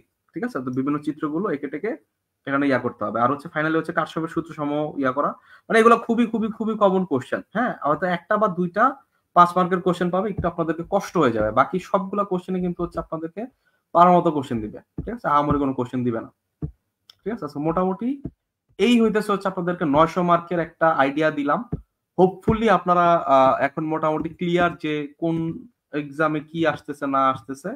হ্যাঁ, এবং ফাইনালি হচ্ছে আপনাদেরকে দুইটা কথা বলবো, যে আপনার হচ্ছে নিজস্ব কিছু ইয়া থাকতে হবে, আপনাদের প্রচুর পরিমাণে লিখতে হবে। লিখার অভ্যাস আমাদের অনেক ক্ষেত্রে হয়তো নাই, আমরা হয়তো কম্পিউটার টাইপের অভ্যস্ত বা ওইরকম পাতার পর পাতা লিখার অভ্যাস আমাদের অনেক বছর ধরে নাই। হ্যাঁ, আমরা ছোটবেলা থেকে যে রচনা লিখছি, ইন্টারের পরে হয়তো আর রচনা লেখা লাগে নাই, তাই না? সো ওই জায়গা থেকে বা আমরা হয়তো টার্ম ফাইনাল দিছি, বাট এরকম পাতার পর পাতা হচ্ছে লিখে যাওয়া, এই অভ্যাসটা হয়তো অনেক ক্ষেত্রে আমার পাস করার পরে একটা গ্যাপ পড়ে গেছে, রাইট? তো এই লিখার অভ্যাসটা করেন, এবং লিখার অভ্যাসটা করবেন কিভাবে, এই বসে বসে হচ্ছে পড়তেছেন, পড়তে পড়তে হচ্ছে আবার একটা জিনিস লিখতে ভালো লাগলো, জিনিসটা হচ্ছে নোট করলেন বা নিজের মতো করে লিখলেন। হ্যাঁ, এরকম করে হচ্ছে আপনাদেরকে লিখার অভ্যাসটা হচ্ছে সবার আগে আনেন। লিখার অভ্যাস আর পড়ার অভ্যাস, এই দুইটা হচ্ছে আনেন। রিডিং, প্রচুর পরিমাণে রিডিং দিতে হবে, প্রচুর পরিমাণে লিখতে হবে। আর সবচেয়ে বড় কথা, আপনাদের হচ্ছে ভালো পরীক্ষার্থী হইতে হবে। আপনি অনেক জানেন, অনেক বুঝেন, ঠিক আছে, অনেক আছে, মানে আমাদের সাথে অনেক আছে যে বড় ভাই, এদের কাছ থেকে আমরা পড়াশোনা করছি, এদের কাছ থেকে আমরা বিভিন্ন টপিক বুঝে নিয়ে যাই, বাট হচ্ছে আলটিমেটলি তাদের প্রত্যাশিত ক্যাডার পায় না। হ্যাঁ, কেন পায় না? কারণ হচ্ছে অ্যাজ আ পরীক্ষার্থী তারা ভালো না, তারা জানে অনেক, তাদের ম্যাচুরিটি অনেক, সবকিছুই ভালো, কিন্তু পরীক্ষার খাতায় নিজের ম্যাচুরিটিটা সে ফুটাই দিয়ে আসতে পারে না। তো আমাদের সবার আগে ভালো পরীক্ষার্থী হইতে হবে। সে ভালো পরীক্ষার্থী হইতে হলে কি করতে হবে? আমাদের হচ্ছে ফরম্যাট গুলো জানতে হবে। সো ফরম্যাট গুলো কোথায় পাবেন? 900 মার্কের হচ্ছে ফরম্যাট এবং সাজেশন, এটা হচ্ছে আমরা হোপফুলি প্রোভাইড করবো ইনশাল্লাহ। ঠিক আছে, আর এছাড়া আপনাদের কি করতে হবে? 30টার মতো হচ্ছে আপনাদের মডেল টেস্ট আছে। 30টা মডেল টেস্ট যদি হচ্ছে আপনারা অ্যাটেন্ড করতে পারেন, মোটামুটি আপনাদের হচ্ছে ভুল টুল ধরার পরে মোটামুটি বুঝে যাবেন যে আপনাদের কোন জায়গায় কি কি ইমপ্রুভ করার ইয়ে আছে, যে আমরা এখানে বলে দেবো যে আপনাদের এইসব জায়গায় ইমপ্রুভ করতে হবে। সেই জায়গা থেকে চিন্তা করলে আপনার এই 30টা মডেল টেস্ট দিলে, হ্যাঁ, এবং হচ্ছে ফাইনাল হচ্ছে 6টার একটা মডেল টেস্ট দিলে মোর দেন এনাফ। ঠিক আছে, মোর দেন এনাফ। আর কিছু হচ্ছে হোপফুলি আপনাদের মানে পরীক্ষা হলে যে ভালো পরীক্ষার্থী হইতে হবে, এটা নিয়ে আপনাদের টেনশন করা লাগবে না। ঠিক আছে, তো এই আর কি, মোটামুটি আজকে 2 ঘন্টার মতো টাইম নিলাম, হয়তো একটা আইডিয়া দিতে পারছি বা কতটুকু পারছি জানি না। হ্যাঁ, আরো হচ্ছে আমরা স্পেসিফিক সাবজেক্ট ভিত্তিক আপনাদের কাছে নিয়ে আসবো। আজকে খুব বেশি আলোচনা করতে পারি নাই, যেহেতু বিশাল 900 মার্ক কভার করাটা। সো নেক্সট ডে ইনশাল্লাহ আমাদের কাছ থেকে বুক লিস্টের একটা ভিডিও পাবেন, আর প্রত্যেকটা সাবজেক্ট বেস, বাংলাদেশ, আন্তর্জাতিক, বাংলা, ইংরেজি, প্রত্যেকটা সাবজেক্ট বেস কিভাবে স্পেসিফিক এগুলোতে ভালো করা যায়, এরকম সাবজেক্ট বেস কিছু ভিডিও পাবেন। ঠিক আছে, সো হোপফুলি মোটামুটি একটা ভালো আপনাদেরকে একটা আইডিয়া আরো সামনে দিতে পারবো। হোপফুলি আমি 10-15 দিনের ভিতর আরো বেটার কিছু হচ্ছে আপনাদের সাথে নিয়ে আসতে পারবো। আজকে হচ্ছে একদমই পরিচিতিমূলক ক্লাস ছিল, যে 900 মার্কের কিভাবে কোন জায়গায় কি আছে। হ্যাঁ, আশা করি মোটামুটি একটা প্রাথমিক আইডিয়া পাইছেন, যেই আইডিয়াটা দিয়ে আপনারা মোটামুটি শুরু করে দিতে পারবেন পড়াশোনা। ঠিক আছে, আর যারা হচ্ছে আমাদের সাথে যুক্ত হতে চান, তাদের জন্য যে আমাদের এই কোর্স তো আছেই, মোটামুটি আমরা এক্সাম ব্যাচের ফিতে ক্লাস, পরীক্ষা, বহুত কিছু আমরা অ্যারেঞ্জ করছি। হোপফুলি এটা ভালো একটা, মানে আপনাদের যতটুকু লাগে ততটুকু চিন্তা করে, মানে আমরাও তো হচ্ছে খুব রিসেন্টলি হচ্ছে ক্যাডার হয়েছি বা রিসেন্টলি হচ্ছে পড়াশোনার সাথে যুক্ত, আমরা বুঝি যে আমাদের এইসব জিনিস হইলেই হয়ে যেত। ঠিক আছে, সো ওই সব জায়গা থেকে চিন্তা করে মোটামুটি একটা কোর্স ডিজাইন করা। আর হচ্ছে রুটিন অনেকে চাচ্ছেন, রুটিন হচ্ছে ফাইনাল করা হলে আপনাদের সাথে শেয়ার করা হবে ইনশাল্লাহ। ঠিক আছে, তো আজকে এই পর্যন্তই থাকুক, রাফি ভাই, আমরা শেষ করে দিতে পারি। সবাইকে অসংখ্য ধন্যবাদ। আর যদি লিখিত ব্যাচ সম্পর্কে আপনাদের আরো কোয়েরিজ থাকে, আমাদের ইনবক্স আছে, আমাদের প্রতিনিধি আছে, তাদের কাছে আপনারা বিস্তারিত জানতে পারবেন। আমাদের টেলিগ্রাম হেল্পলাইন অথবা টেলিগ্রাম গ্রুপ অথবা ফেসবুক পেজ, যে কোনো জায়গায় আমাদের সকল ইনফরমেশন বিদ্যমান। সেই সাথে আমরা এইটার রুটিনটাও পাবলিশ করে দিব পাবলিকলি। সো সেই ক্ষেত্রে আপনারা রুটিনটা দেখে ভর্তি হতে পারবেন। তো আজকে এই পর্যন্তই, সবাই ভালো থাকবেন, সুস্থ থাকবেন, ধন্যবাদ সবাইকে।